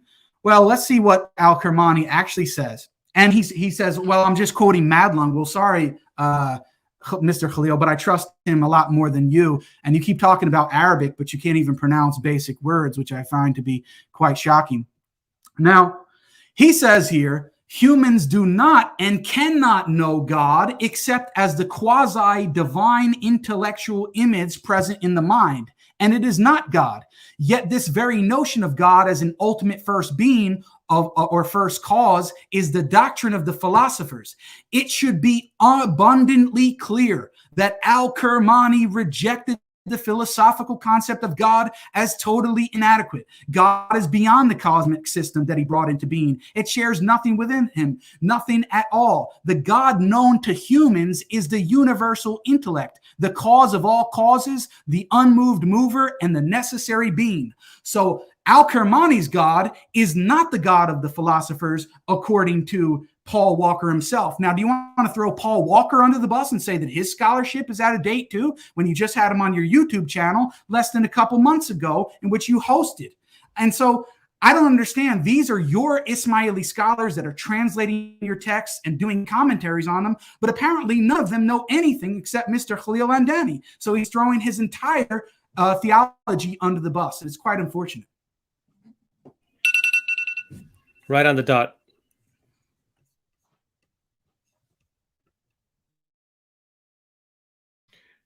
Abdulrahman, you're on mute. Oh, sorry. So yeah, thanks, Jake. So Dr. Khalil, you can go ahead whenever you're ready to. And if you have slides, I guess let Jake know. So. Yeah, I've shared the screen. If we can get that up first, and then I'll run the slideshow. Your camera's off too, Khalil. Yeah, your camera. Let's see. There we go. Yeah. So okay, I have 5 minutes. Yep. Yes. Okay. 5 minutes. Yeah, you have 5 minutes. Yeah. Okay. Thank you. If everyone could mute. Okay, thanks. I'll start the timer now. All right.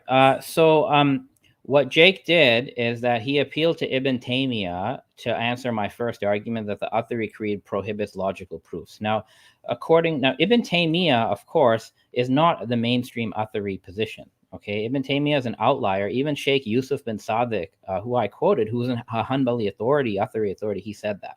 Now, here's the thing. I have no problem with Jake wants to use Ibn Taymiyyah. But then when we planned the debate, I explicitly asked Jake, are you going to use Ibn Taymiyyah or are you going to use other creeds? And Jake gave me the creed of Ibn Qudama. So here's the thing. If you follow Ibn Qudama, which you say you do, well, Ibn Qudama says that all speculative theology, all kalam, whether it's Ash'ari or not, is completely prohibited. So you cannot use any form of kalam, logical, rational arguments against me in this debate, nor can you use it to prop up your own creed. So your creed cannot be proven by reason, and the debate is over, okay? Because debate is for people who are allowed to use logic and reason, which you're not allowed to do. Furthermore, in your Athari tradition, there seems to be a pandemic against logic. You have all these Athari scholars like Suyuti passing fatwas condemning logic, and Ibn Salah passing, who's the head of Dar al-Hadith in Damascus, he condemns logic as haram. So if you want to commit to the Athari Creed, fine, but then don't go around using logic, because this is a gross double standard, basically. All right. Now, attributes. Again, I'm repeating myself here. We can say that God is powerful if God is powerful means God is the giver of power. Same for all these other attributes. The attributes as finite realities, as distinct realities, they only exist in creation. And again, Ibn Sina agrees with this. Ibn Sina believes God is simple, and I already showed evidence. So even if this debate is about my personal beliefs, which it is not, every assertion that Jake made about Ibn Sina contradicting Ismaili views, the views I'm defending today are all in concordance between Ibn Sina, Ibn Arabi, and the Ismailis. They differ on other things. They do, but those are not the points that I'm defending today. Now, Jake's notion of attributes. He said now that the attributes are necessary, but he didn't specify what he means by necessary. So here's what his own creed says. Now, this book of Ibn Hamdan is in Arabic. It hasn't been translated. And Jake gave me a translation of a muqtasar, a summary of the creed. So I don't know if Jake has actually read Ibn Hamdan, but he's very clear. God is powerful through his power. He's willing through his will. So for the Atharis, God needs these attributes, and they're all uncreated. And all of these attributes have causal power. So for the Atharis, okay, the attributes sort of have to join together to form Allah. And frankly, what comes to mind with your Athari theology is basically Captain Planet, where all the powers have to come together to form Captain Planet. Now, you made thing about Ismailis are not allowed to say God exists. What you have not done, because you didn't read Kermani in the primary source, you haven't read any primary sources that are not translated. Kermani and others who say that God is beyond existence, they actually define what existence is. Let me give you some examples, okay? And you need to tell us what existence also means, Jake. I want to hear your answer. How do you define wujud or ace? Now, if exists is a genus under which you have substances and accidents, then exists is a created category and God transcends existence, okay? And everybody agrees with that. God does not possess existence. God transcends existence if existence is a created genus. Number two, if existence is a non-constitutive accident or arad, which Ibn Sina says and which Kermani says, then also God is beyond existence. And I already showed Ibn Sina saying that. If existence is predicated analogically through what is called a relative analogy, then the term God exists simply means God is the source or the ground of existence. And this is a position that Ismailis do affirm. Finally, if you're using exists in the sense of analytic theology or analytic philosophy, which my opponent seems to like, despite its non-compatibility with Atharism, in analytic theology, X exists is just a quantifier. It's not an attribute. So in a normal layman or analytic speech, I have no problem saying God exists. And I have written, you say you want to make this about my beliefs, but I have an article where I do, it's actually called like the strongest argument for the existence of God. So if existence is a real predicate or an attribute, then I say God is beyond existence. But if existence is an analogical term for the source of existence or is just a quantifier, then I can say that God exists, no problem.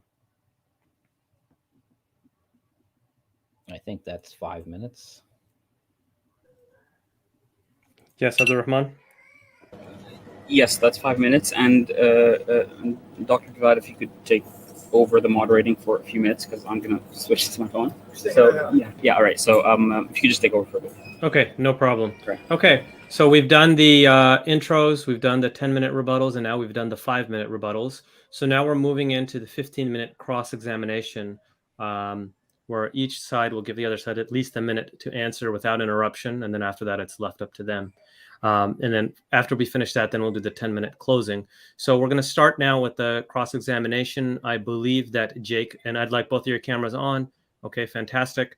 Can we stop sharing the screen, Khalil? Oh, yes. 1 second. Okay. I just removed it. Okay. Your mic sounds a little different. Jake, can you say it again, what you just said? Yeah, check. Okay, I guess it's fine now. It's a little bit on the loud side, but that's fine. Okay. And Jake, you're the one who's going to start off with the cross-examination. Is that correct? Correct, yeah. Okay. All right. So I'm going to put on the timer for 15 minutes. I'll tell you when you can start. Just give me 1 second. All right. We're going to start now. Okay, Khalil, so is true Tawhid known only through taqleed of the Imam or through the intellect alone? Well, it can be partly known through the intellect. But to make sure that you get it correctly without ascribing created attributes to God, you may need the guidance of the Imams. Okay, so let me give you a quote here from your own text here. This is from an intro to Ash-Shahrastani's Creation and Command. He says, therefore, God is utterly inaccessible except through knowledge of the Imam of the time. Thus, it is only through the Imam of the time, who is the manifestation of God's command, that people can find a way to his knowledge. The formula was now straightforward. Knowledge of and practice of faith in the one true God, Tawhid, relies exclusively on knowledge and submission to the Imam. In short, Tawhid is incomplete without knowledge of the Imam of the time. True and pure Tawhid is the one which is subject to the instruction and guidance of the Imam of the time. So this text says that you cannot know, that it's exclusively based on the Imam. So what's your response? Well, there's a difference between, in Ismaili thought, between ilm and marifa. Okay? Ilm at-Tawhid is what you call the science of Tawhid. And this is what we're actually debating right now, how to properly talk about Tawhid. That's ilm of Tawhid. Okay? But when Shahrastani says this, or when Tusi says this, that you need to go through the Imam, that is talking about marifa of Tawhid. Marifa is a more intimate type of knowledge that goes beyond. It is a sort of supra-discursive kind of knowledge that's recognized in the Ismaili tradition and in the Avicennan tradition and in the Sufi tradition. So these authors are talking about the marifa of Tawhid. They're not talking about the ilm of Tawhid. The ilm of Tawhid is like all over Ismaili books. That's literally the discussion that you and I are having right now. So you need to differentiate between those two things. Okay, so why does Shahrastani himself, in his refutation of Ibn Sina, say that God is not known through the intellect, he's known through the fitra, and rejects his contingency argument? Well, that's only one part of it. If you keep reading that same text, Shahrastani does say that contingent things do exist and that they require a murajji, a preponderator. And that's how he establishes the reality of God. So Shahrastani is not against the contingency argument. What Shahrastani is against, if you read the text very closely, is ascribing wujud or existence as a univocal accident or attribute or genus to God. That is what Shahrastani is against. And insofar as anybody does that, and I believe you do that, then Shahrastani is correct. But if Ibn Sina or Ibn Arabi do not think of wujud when they talk about wajib al-wujud, if they don't think of wujud as an attribute or a univocal genus, then Shahrastani's case would not register against them. So is Shahrastani making a false argument? Was he incorrect? Shahrastani is fine because he assumes that wujud is a one-to-one univocal genus term. So, but everybody agrees with him. I showed you a quote of Ibn Sina where Ibn Sina said on my slide, right, God does not possess nafs al-wujud. The wujud that is common to created things, Ibn Sina said God doesn't have that wujud. And that's exactly what Shahrastani is saying. Okay, so move on to the next point here. So is the universal intellect the necessary being? The universal intellect is necessary being in two ways. Okay, number one, the universal intellect is what analytic philosophers call a modally necessary being. A being that merely exists in all possible worlds is what we call a modally necessary being. So the universal intellect is that. The universal intellect is a necessary being in a second sense, because the term necessary being means, what sort of has to exist. It cannot be any other way, and it cannot change. That meaning of necessary being also applies to the universal intellect, just like Thomas Aquinas refers to the angels and other creations of God as necessary beings. What the universal intellect is not, is it is not wajib al-wujud bidhatihi. Nasser Khusro never says the intellect is wajib al-wujud or hasti wajib idhatihi. Those terms in itself are not present in Nasser Khusro's text. So when you're looking at terminology from one intellectual tradition and another intellectual tradition, and even modern analytic philosophy, you have to properly unpack what those terms mean and then map them against each other properly.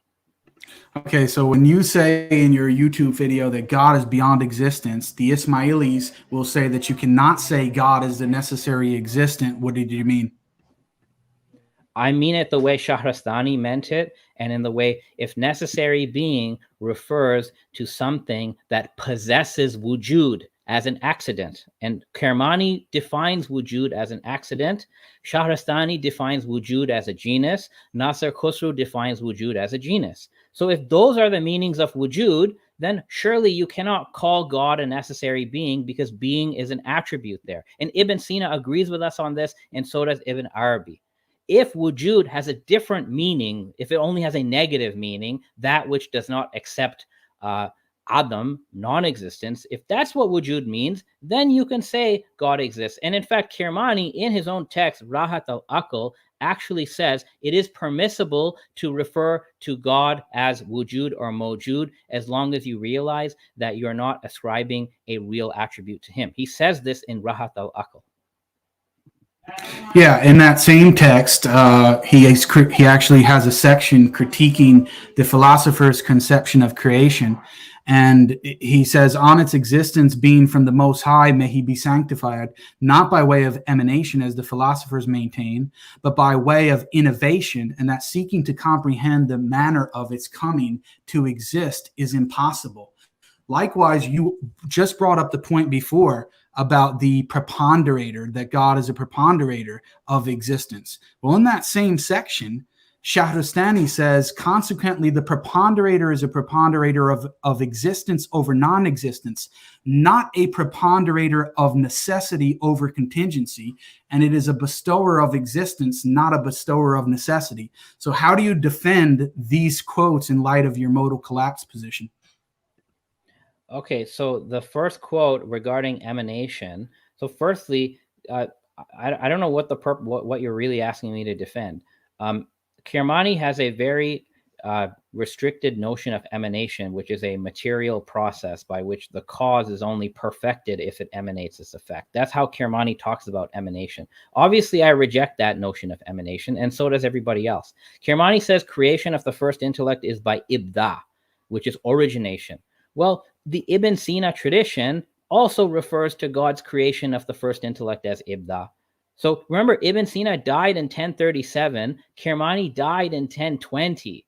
There's no way Kermani is refuting Ibn Sina, because Ibn Sina hasn't even written his major works when Kermani is writing. Kermani is most likely referring to a pre-Avicennan falsafa tradition. And there were falasifa who believed that God creates without any volition. So obviously we reject that. Now, modal collapse. By modal collapse, you mean that God could not have willed otherwise, right? Is that what you mean? But can you tell us what modal collapse means? Because the audience doesn't really know. Yes. What you just said. Is that God cannot will otherwise? That's modal collapse? Yeah, so there's no problem. You just said. Yeah, there's no problem with that. Sijistani says this. Sijistani believes God can only have one will and one choice. So this has always been the Ismaili position. I showed you this on my slide. God is not a libertarian free agent in the Ismaili conception. You have to be careful and not ascribe the Ash'arite notion of a divine will that is entirely self-determined, that just randomly picks from a possibility leading to brute contingency. That's the Ash'arite view of divine will, and that's the Athari view of divine will. This is not what any of the Ismaili philosophers believe in.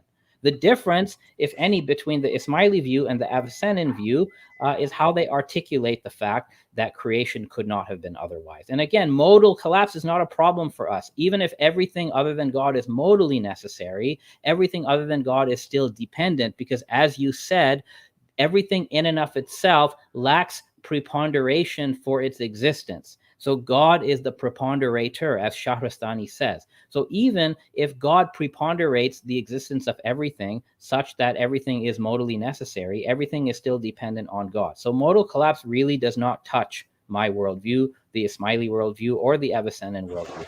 Okay, so question. So does Nasr al-Khusra accuse the Mu'tazila, who believed in divine simplicity, of shirk based on the proposition that they attribute knowledge or knowing to the divine essence?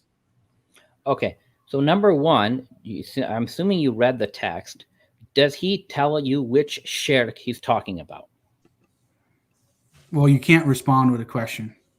Well, I mean, are you aware? Or you can answer yes or no. Are you aware of which You're not shirk supposed to he's talking respond with a question. Okay, fine. As you said, I'm the amateur debater, right? It's fine. So let me tell you then, okay? Because I don't think you know, or at least you would have mentioned it. So he first talks about a hadith where the Prophet says that the presence of shirk in my community is more hidden than an ant walking like on a rock in the middle of the night. So this is talking about shirk khafi, okay? Not shirk jali. There are two different kinds of shirk. Shirk jali is when you explicitly worship idols, okay? Like what the Meccan mushrikeen were doing. Shirk khafi is a shirk that is a problem with creed or doctrine. So Nasr Khusro does say that if you believe in multiple eternal uncreated attributes that are distinct from Allah's essence, you are committing shirk khafi, because he quotes this hadith right before he makes the accusation. So he does say that. And he does say that about the Mu'tazila. But for some reason, you ascribe the Mu'tazila position that Nasr Khusro critiques, you ascribed it to the Falasifa. But it's not the position of the Falasifa in that text. When Nasr Khusro gave the Tawhid of the Falasifa, he actually never said anything bad about it. In fact, you're quoting from a work called Jami al-Hikmatain, the reconciliation or the harmonization of the two hikmas, Hikmat al-Nabuwa and Hikmat al-Falasifa. That's what Nasr Khusro's entire book is about, saying there is no conflict between Ismaili hikmah, which is prophetic hikmah, and Falsafi hikmah. So I don't know how you can quote a book whose main thesis is the compatibility of Ismaili philosophy and Falsafa and use that as evidence to say that they're not compatible. Okay, if creation did not exist, would God exist? I mean, like logically speaking, or what? Yeah. Well, it would be proper to say that if creation did not exist, okay, God would not exist. But if creation does not exist, it would have to assume the non-existence of God at the outset. So God is dependent upon creation? No, not at all. God. But you God, said he couldn't exist without creation. I didn't say he couldn't exist without creation. You just said that I said creation could not exist without God. Yeah, but is it the other way around? Could God exist without creation? God exists through himself. 2-minute warning. And creation exists through God. Okay, so you also mentioned earlier that I was quoting an old article, but let me quote you an article from Frank Griffel, who was actually part of the same text that your article was published in, the Oxford text. He says, given that God is unknowable, and this is a commentary on Shahrastani, given that God is unknowable, this first intellect is the highest being to which humans can relate. It is the being that the Quran refers to as God, Allah. The God of revelation is not a real deity, but rather the true God's first creation. Additionally, this is the being the philosophers and theologians refer to as God. So he's claiming to represent Shahrastani as saying that the God of the philosophers and theologians is actually the first intellect. So what's your response? Is there a question? You just want my comment on that? Yeah, what's your response to it? Because you're claiming that you believe in the same thing. He's saying that you don't. Again, I would like you to find me, firstly, a primary source. You've been relying only on secondary sources. Frank Griffel. No, that's not true. Well, it is. Anyway, the first part, what Frank Griffel said there, that according to Shahrastani, the God of the Quran is the first intellect. No, there is no Ismaili author who has said that the God of the Quran is the first intellect. This is completely false. Okay? The second part, the fact that what the theologians and some philosophers take as God is the first intellect, that does apply. That is true in certain cases. And it's not just the Ismailis who held this view. Ghazali held this view, okay? In his Mishkat al-Anwar, your Imam Ghazali said that the God worshipped by Aristotelians and some of the Mutakallimun is just the mover of the highest sphere. It's not even the true God. And then the God worshipped by some of the philosophers is the first creation of the true God. And it's only the God worshipped by the Sufis, the attainers, that's the true God. So this position, yes, Nasser Khosrow does charge philosophers and theologians with this thing, but Ghazali makes the same charge, and I don't see what's remarkable about it. It's time. Okay, so I'm going to reset the clock to 15 minutes, and now we're going to switch. Now, Dr. Khalil Andani is going to put Jake, the Muslim metaphysician, in the hot seat. All right, ready? 15 minutes. Here it goes. Okay, thank you, Jake. Let's begin with attributes and cut to the chase. You hold that God's attributes are distinct, not identical to God's essence. So do the attributes depend on God's essence, or are they ase, necessary in themselves? What do you mean by depend? Does the existence of an attribute of Allah depend on the essence? In the same way that for you, the existence of creation or God's existence depends on the existence of creation. I just mean either the attributes depend on God's essence or they don't. Which is it? Yes, in the same way that you would say that God's existence depends upon creation. I don't say that, though. So I want a clear answer. So I'm saying that. Yeah, you just said that before. I didn't say that. Well, there's a tape here, so we'll watch. Exactly. So I'm going to take it that you said the attributes depend on the essence to exist. Okay? I didn't say that. You just said that. No, I didn't. Okay. I'm going to ask you again. Are the attributes of Allah, are they ase or not ase? That's a different question. Are you conflating? Okay, I'm changing the question. Answer my question. Why are you changing the question? Because that's my right. Answer my question. Okay, so what's your new question? I already stated it. Moderator, he's just evading here. He's not answering my questions. What's your question? Are each distinct divine attribute, is it dependent on God's essence or is it ase? Depends what you mean by depend. The divine essence is the necessary and sufficient condition for that attribute, and you're not allowed to ask me a question. I want an answer now, or I'm going to take it that you forfeit the question because you cannot defend your creed. I answered you. I said it depends what you mean by depend. You have not answered my question. I'm going to give you one last chance. I'm going to give you one more chance. Listen, I'm able to respond, or am I not? You're not responding. You keep saying I've am answered responding. Already. It depends what you mean by depend. Is it that you have a special definition of dependence that I don't share and that you can't proceed with your argument unless I agree with your definition? Is that your problem? You have already used the term depend throughout the process. So you define dependence and you tell me, do the attributes depend on the essence or not? I just told you in the sense that you just said that creation depends on God and that God depends on creation. Creation depends on okay, hold on. So just let's make some breakthrough here. So creation depends on God. I said that, yes? Are you saying that the attributes depend on the essence the same way creation depends on God? I'm saying there's a counterfactual dependence. Yeah, that doesn't matter though. So this is irrelevant. Do the no, it's attributes, not irrelevant because you asked me about dependence. Are they ase or not? You're not answering the question. You asked me about dependence, and I'm answering you. I'm saying there's a counterfactual dependence of one not existing without the other. Let me define it for you. I say creation cannot exist by itself. It can only exist if God first exists. Okay? And is that a counterfactual dependence? It doesn't matter what counterfactual dependence doesn't cover this. Questions should be one way. I'm talking about grounding relations. Okay, God is the ground for the existence of the first intellect. Would you agree that God's essence is the ground for the attributes? Grounding relations are one way. So now you're asking about grounding relations. Is that what you meant by dependent? Yes. Are the attributes grounded by God's essence? In the sense that they cannot exist without the other, but we don't say it's a causal dependency or causal I don't care what you say. I don't care what you say. So you don't care what I say. Well, why are you asking the question then? Next question. Okay, so you said yes, they depend. You say it's not. No, I said it's not a causal dependency. There's no causal dependency. It doesn't matter. It doesn't matter. It's a counterfactual dependency. It doesn't matter. the point is the attributes depend on the essence. They do not exist on their own. Only in the sense that they can't exist without each other. Okay, so the attributes are not ase. What? The attributes are not ase. Is that a question or a statement? Yeah, or agree or disagree?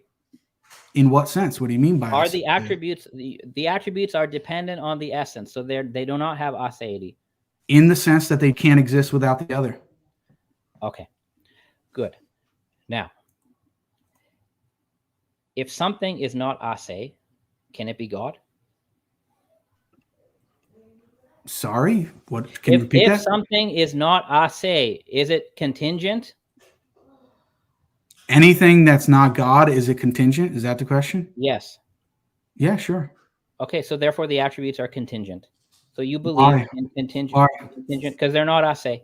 So my question to you is, you didn't say ase, you said not God, and then you switched it with ase. I said, again, you already said it. Now. No, you switched it. You just did a bait and switch.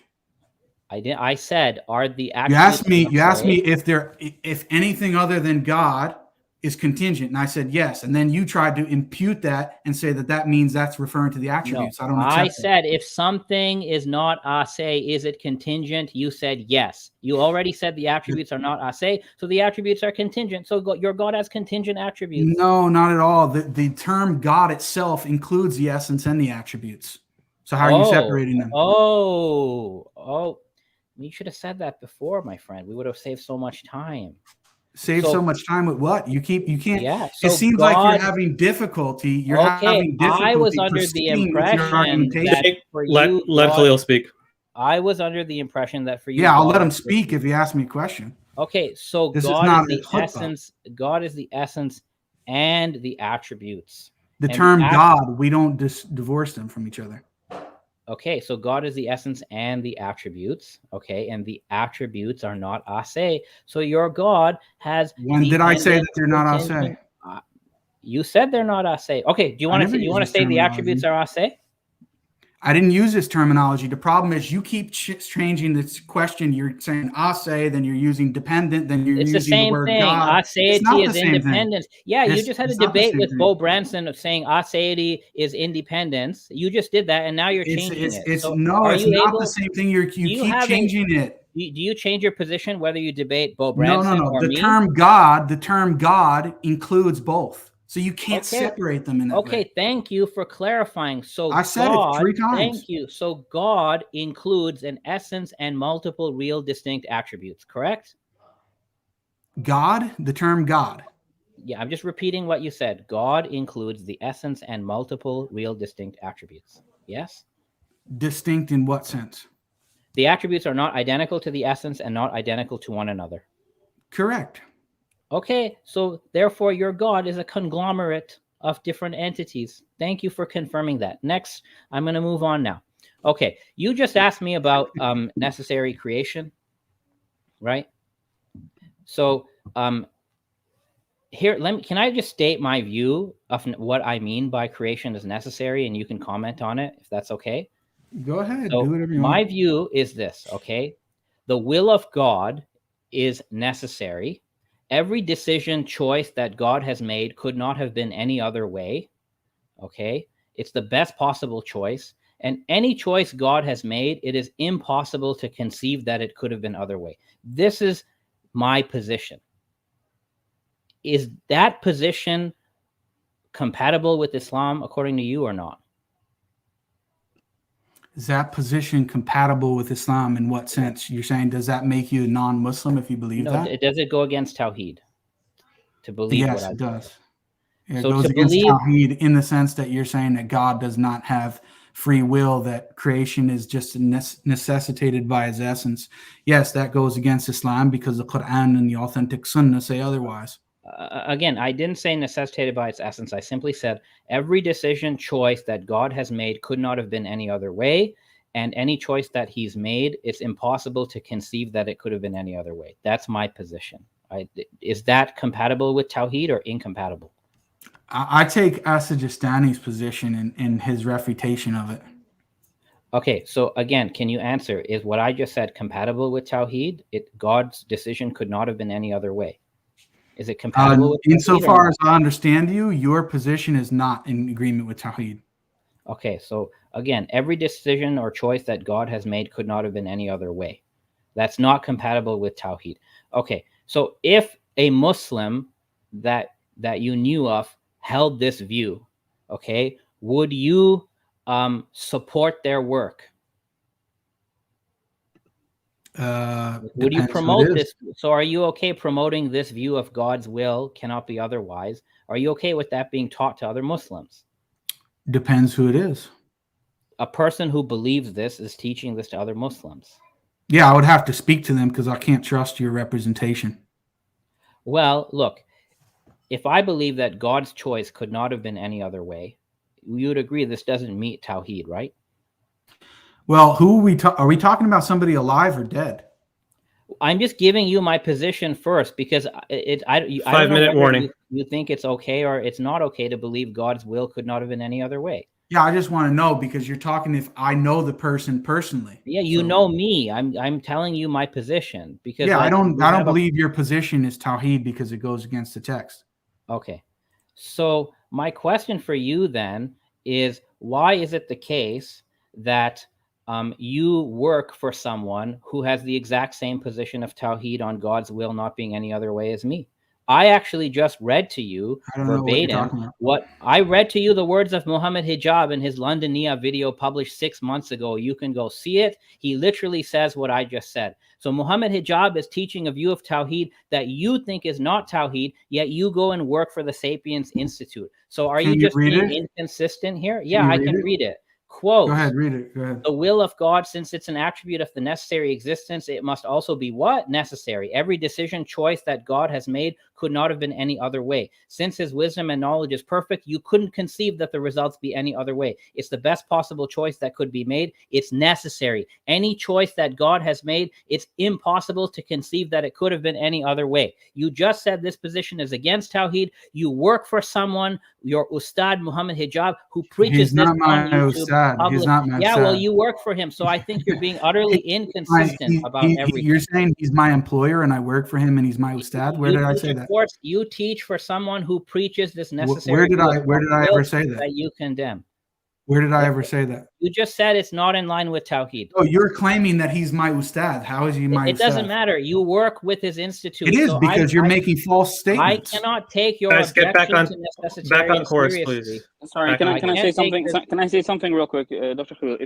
Because this is a bit messy. So if you can keep it to questions, and then Jake, let him take okay, well, a minute, an uninterrupted minute, unless he doesn't need it. Yeah. Okay. Let's just keep going then. Okay. All right. Let us talk about. Do you, Jake, in accordance with your creed, where is Allah? He's above the throne. Where's the throne? What do you mean? Where's the throne? It's the highest point of creation. Can you point me in the direction of Allah according to your creed? It's the highest point of creation. Can you point with your finger according to the hadith of your creed? Where is Allah? Can you point? Yes, in the same way that Abdul Qadir al-Jilani also said the same thing when he quoted the hadith. It doesn't matter. Am I allowed to? Hey, Mods, am I allowed to actually? He's not answering my question. He's not answering my question. He can just say no. I can't point. So 1 second. Let me just mod for a second. So I think and Dr. Javad, you can correct me if I'm wrong, but I think before we came on, we agreed that in the cross-examination, the person who answers is going to get an uninterrupted minute. Now the issue is, clearly you're probably not going to agree with his answer. But it's not like one interrupted minute if you accept his answer. No, it's just I have limited time, and he's evading my question. Yeah, the timer is stopped now. But Dr. Khalil, I answered all of his questions. He's not answering my questions. He's evading my questions. This 1 minute rule. Khalil, you seem very frustrated. It was proposed by me. It was proposed by you. So it's not. So it's not that. Actually, clearly you can disagree with it. It was proposed by Jake. Okay, so what shall we do? That's fine. What I mean is just try to keep it to questions. Clearly you can say something that's not a question, but then ask a question and then let him answer. How much time? You can come in. So you have 2 minutes. So you have 2 minutes and 30 seconds. I would say, just in Khalil's defense, that I think there should be an attempt made to actually answer the questions. But I yes, am you have 2 actually minutes. attempting to answer the No, question. but Dr. Javad. Okay, so yes, of Yeah, course, you should But stay in your but place, then it's bro. also possible. It's also possible to ask for clarifications on the question. So like that's not an issue.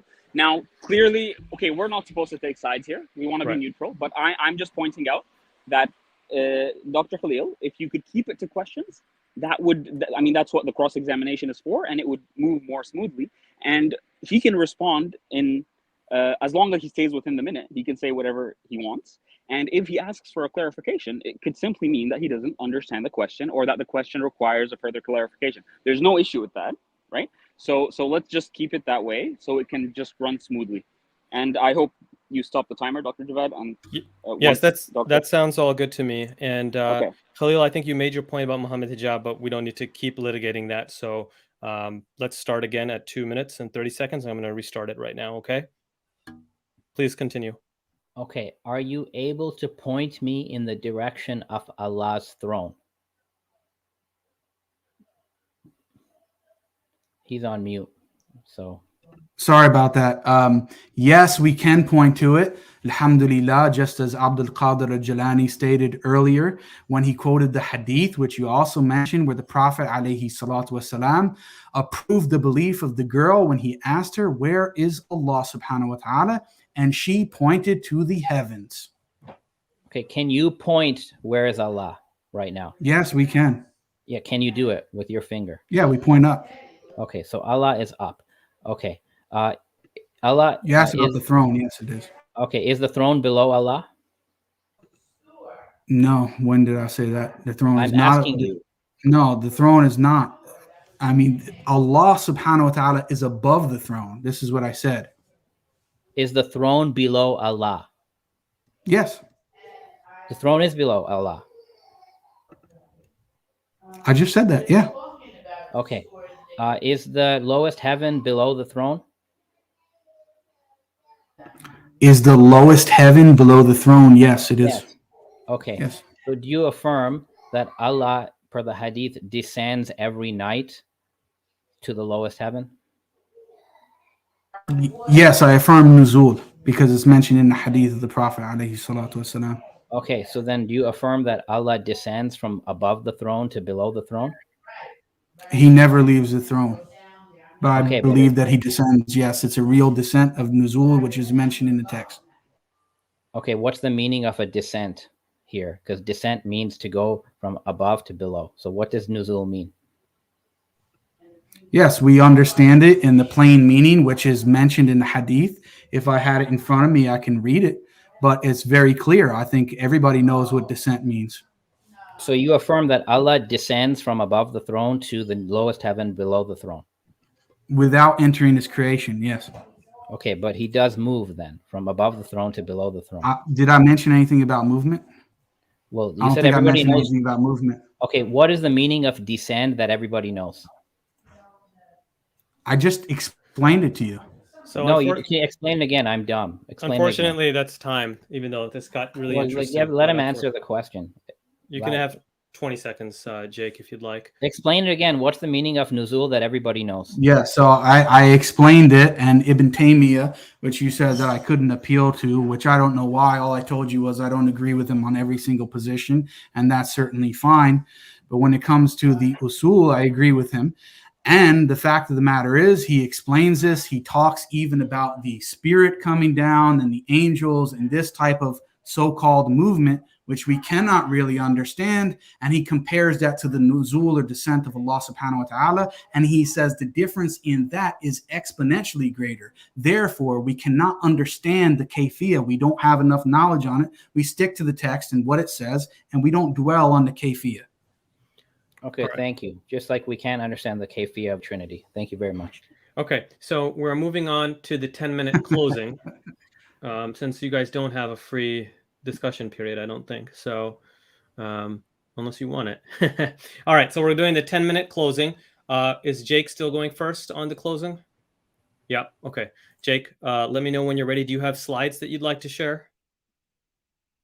No, just give me 1 second though. Sure. Let me know when you're ready. Yeah, 1 second.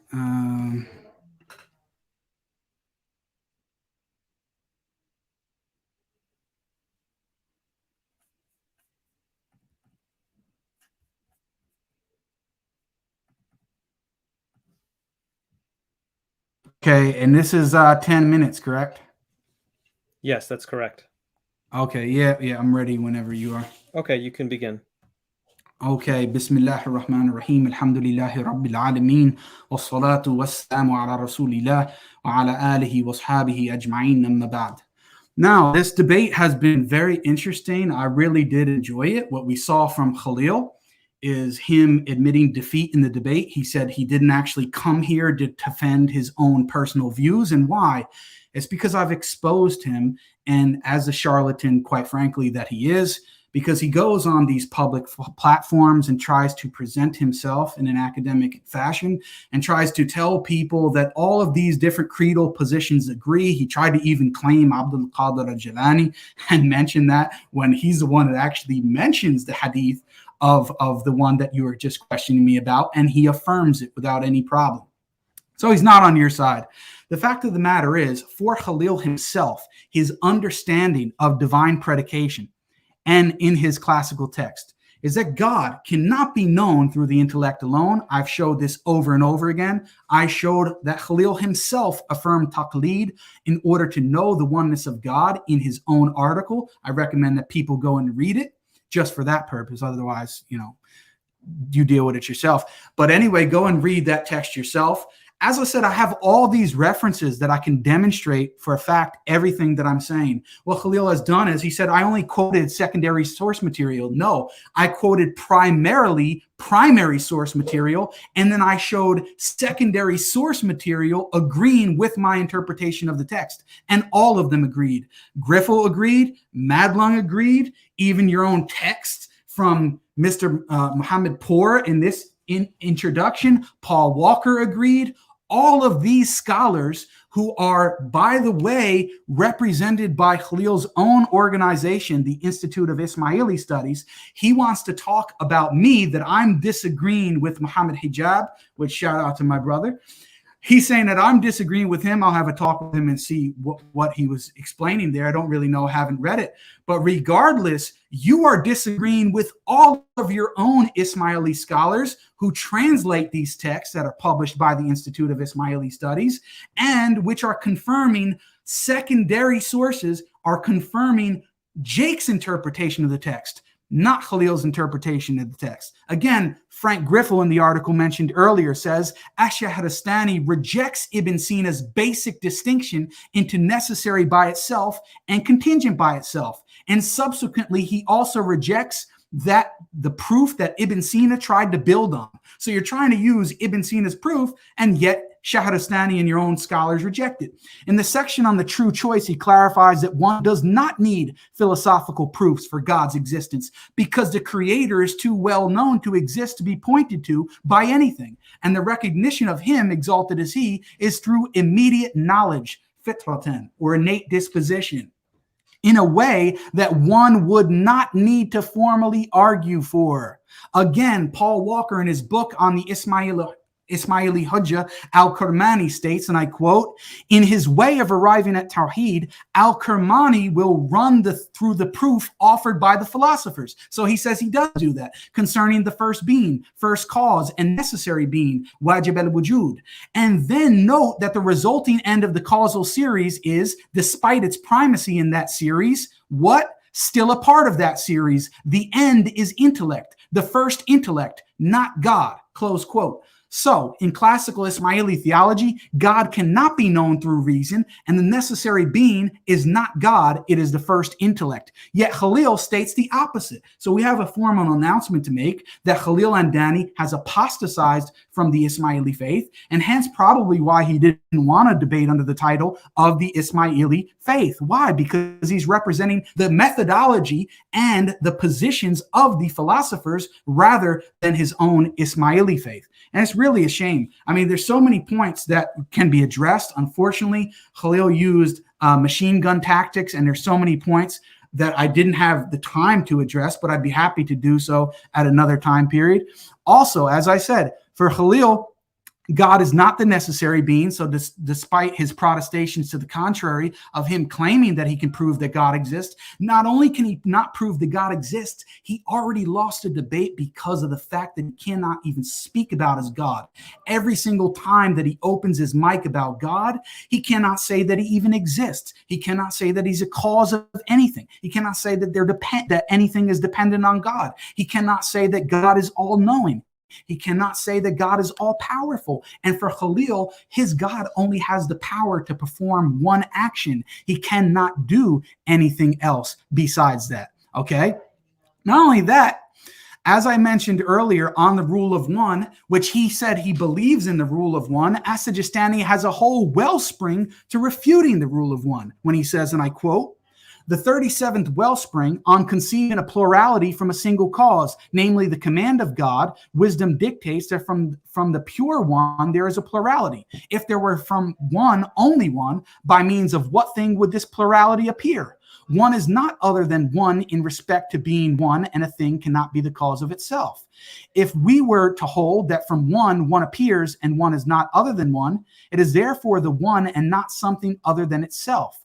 So he's explicitly refuting the doctrine of the rule of one, As-Sijistani, who was a hujjah of the Imam, who Khalil himself on Twitter said that he is representing the theology of As-Sijistani and Nasr al-Khusra. And I'm bringing you their primary sources where they are clearly refuting Khalil, both in methodology and his positions. So the fact of the matter is he's not an Ismaili, and he has apostatized from his faith, and that's why he wanted to debate under the banner of quote unquote Islamic philosophy. But the fact of the matter is, I want to instruct all of the listeners there to actually pick up a Quran, whether you're Muslim or not, go and read it for yourself. And you tell me, would you ever come away with the beliefs of Khalil Andani, of three eternal beings, God, the universal intellect, and the universal soul?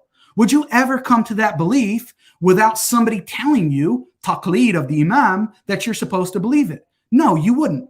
And the Salaf as-Salih never believed in this belief that he's presenting. That's why he's willing to throw the Sahaba, and it's no surprise because of the fact that he is Shia, let's just be honest, he's willing to throw the Sahaba under the bus and say they never understood God, they never knew God whatsoever. But yet Khalil Andani is coming here in 2022 with his Harvard degree to try to tell us that everybody just misunderstood God in the early centuries. Nobody understood him until these Neoplatonists came along to tell us that we can't even read or understand the basic text of the Arabic, when Khalil himself cannot. I mean, he cannot even, he's trying to correct me on Arabic, and yet every single time he talks, I don't know if he's speaking Persian or gibberish. I don't know what he's speaking. So the fact of the matter is, Khalil came unprepared for this debate. He thought that this was merely going to be a debate on divine simplicity versus a rejection of divine simplicity. No, I showed and demonstrated that his own position and methodology is internally contradictory. He cannot defend his Ismaili beliefs, and that's why he said he was not here to defend them. But Khalil Andani, I'm debating you. I'm not debating Dr. Javad or anyone else on the panel or even anybody else listening. I was debating you, and you failed to actually bear your burden and actually defend your position. Now, the position that we hold to, which is established by the early Muslims, which is based on a simple reading of the text of the Quran and Sunnah. And everybody, if anybody wants to know about my rational argumentation, I provide rational argumentation all the time for things like the contingency argument, because Ibn Taymiyyah has a whole section refuting the contingency argument of Ibn Sina and actually endorsing his own version of the contingency argument, and he accepts it. Unlike for Khalil Andani, who is using the contingency argument when there is an entire text written by Ash-Shahrastani, who he defends as an Ismaili, who denounces Ibn Sina's argument and says anybody who uses it is gone astray. And he compares Ibn Sina's God to a trinity. So Khalil wants to compare my God to a trinity, astaghfirullah, which he's obviously not. Yet the position he's claiming to defend of Ibn Sina, his own scholars condemned as polytheism and said that this is anthropomorphism. So don't worry about his claims. Listen, if you are a Muslim or a non-Muslim out there and you believe, even as the Mu'tazila did, which he admitted they were accused of anthropomorphism and polytheism by Nasr al-Khusraw, you believe that Allah subhanahu wa ta'ala is knowledgeable or all-knowing, all-powerful, perfect in all the attributes that you are known about God, whether you're Muslim or otherwise. According to Khalil's own theology, you are a polytheist. Therefore, you should not support him whether you agree with divine simplicity or not. And I thank you very much for your time. Thank you so much, Jake. I'm going to stop the timer, restart. Just give me 1 second here. Okay. Khalil, Dr. Andani, you ready? Here it goes. Let me know when you're ready, and I'll begin if you want to turn your camera on. And are you using slides?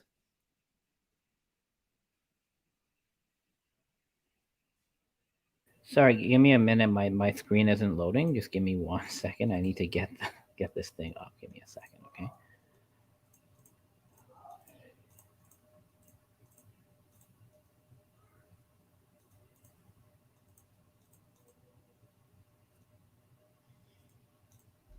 Sorry, it's the slideshow is no. I just have to restart the program here so it comes up. Okay. Wait. Okay, hold on. Screen share. Let me screen share. All right, if you can put that up first. Thank you.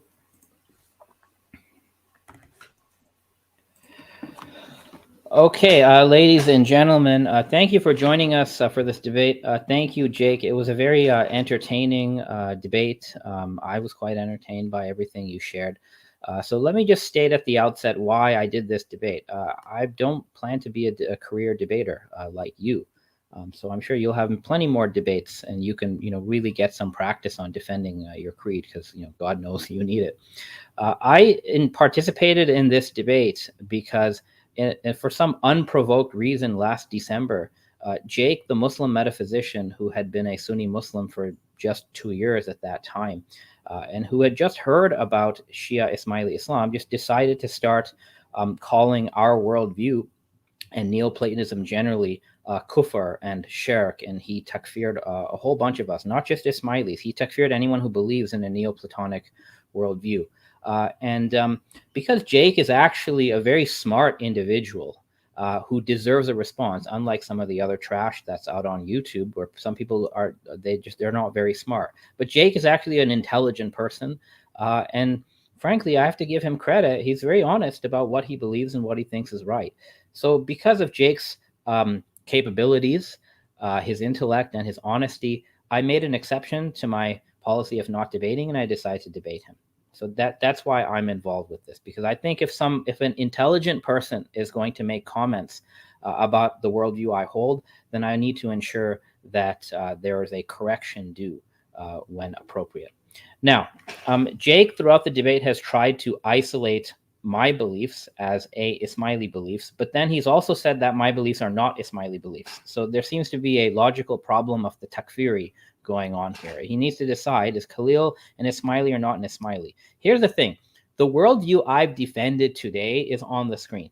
I've defended that Allah is absolutely simple without real distinct attributes. I've defended the first intellect as the first creation, and I've defended the first intellect as the intermediary for all other creation. This is the worldview that I'm defending. All Ismailis believe this, and all the people, all the names on this screen believe this as well.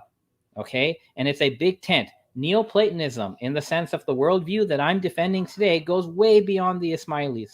And just because this worldview is common to Ibn Sina, Ibn Arabi, even some Hanbali Sufis. By the way, Abdul Qadir Jilani, in his text Kashf al-Asrar, specifically says that the first intellect is the first creation of God, that it contains the universals of everything, and that the entire universe has been created from the first intellect. Abdul Qadir Jilani says this in his own work. That's why his name is there. So Neoplatonism, or Hikmah, is a big tent. This is not just an Ismaili phenomenon, and this is a common polemical tactic to people who espouse certain Salafi Takfiri ideology. What they try to do is they try to isolate minority communities and make it seem that nobody believes in their worldview except them. And it's quite the opposite here. The Neoplatonic worldview is quite vast. So this is what I was aiming to defend, the entire Neoplatonic worldview. Do I hold the Ismaili version of that? Yes. And nothing you've said in this debate has actually shown that I've departed the Ismaili account of Neoplatonism. I'm going to show you why. But let's get back to the fact that this is a debate between the Athari Creed and Islamic Neoplatonism, even if you want to call it Ismaili Neoplatonism. So it's a debate, and both sides have to give arguments in the debate. So I gave 10 arguments, and you're calling it a machine gun approach because you are utterly unprepared for what I had to show you today. You have not actually gone through the primary sources of your own creed or my creed and actually seen the different type of discourse that's there. This is the problem. I'm actually astonished why Jake, who frankly is a very, very smart guy, okay? Like, I have to hand it to you. You are very good at philosophy. You're a very clear thinker. I enjoy, watching some of your other videos. I really do. You're very smart. And it's just beyond me why you picked the Athari Creed. Because it has like the least defensible positions. So frankly, I've offered these 10 arguments against the Athari Creed.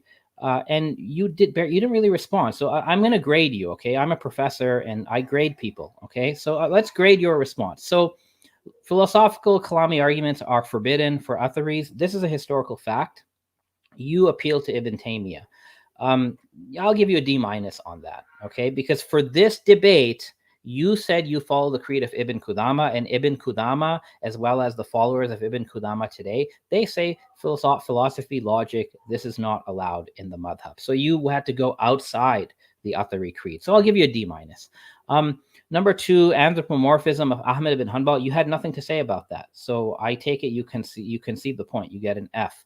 The problem of Tawhid, you had nothing to say about Tawhid. In fact, you changed your view. You said you commit to Tawhid via Facebook message, but today you said you commit to the apparent meaning, which is worse than Tawhid. So you get an F, okay? And same for all the other Tawhid. Now, you did appeal to mystery, so you fall into argument 5. You said, we don't know how God descends. It's incomprehensible, but we believe it. Well, congratulations, you've appealed to mystery. And you are no different from the Trinitarian Christians that you like to debate. So for any Trinitarian Christian watching this, remember what Jake has said today. He says, God is above his throne and he descends in some incomprehensible way, and we don't know how. Okay, so now every Christian can say God is 3 persons, 1 essence, and we don't know how. The actual positive arguments I gave, you had like nothing to say about these arguments. So I'm giving you Fs on most of them. You did try to answer number 8. I'll give you a D- for trying. I like giving participation marks as well. But really, everything was an F. Now, your arguments against me, let it be on the record for everyone watching. I rebutted everything you said. You first said Ismaili philosophy is incompatible with falsafa. I rebutted this. I showed you that Tusi harmonized them. So it does not necessarily follow that they're incompatible. I also showed how some of Ibn Sina's views on God being above existence are actually affirmed by him and agreed with us. I showed how Sijistani is actually a necessitarian on God's will. He's not a libertarian. So me being a necessitarian is actually in accordance with the Ismaili philosophy. You said Sijistani refuted the rule of 1. This is a rookie mistake. If you read that text properly, when Sijistani said that one cause can give rise to a multiplicity, that one cause is not God. The one cause is God's command. And in fact, the Ismailis do affirm the rule of 1. They just have a Pythagorean version of the argument. You said I contradict the Quran and that anyone who reads the Quran will come to the Athari view. That's completely false. You have no consistent theory of predication. I have a theory of predication called kinaya or metonymic speech. God is knowing means that God is the originator of knowledge or whatever X is predicated with. You repeated that Ismailis don't use rational proofs to establish God. They do. Go read the primary sources. Stop relying on secondary sources like Griffel and Madelung and Walker. Pick up Kirmani's Rahat al-Aql, read it in Arabic. There's an entire chapter to establish God rationally. And he uses a dependence argument, which is different from Ibn Sina's. And I use a dependence argument. I don't use Ibn Sina's continuously argument personally. Regarding taqlid, Ismaili's texts are full of rational arguments. So when it comes to metaphysics, we don't actually do taqlid. You actually prove the metaphysics. So overall, I've shown here we have 2 competing visions of Tawhid. Okay, the vision of Islamic philosophy is very simple. God is one, God is simple, God is beyond time, God is beyond space, God creates everything, but creation unfolds through intermediaries. And the hadith talks about the intermediaries. The pen is the first creation. We call it the intellect. The tablet comes after the pen. We call it the soul. The Athari Tawhid, frankly, is a big mess.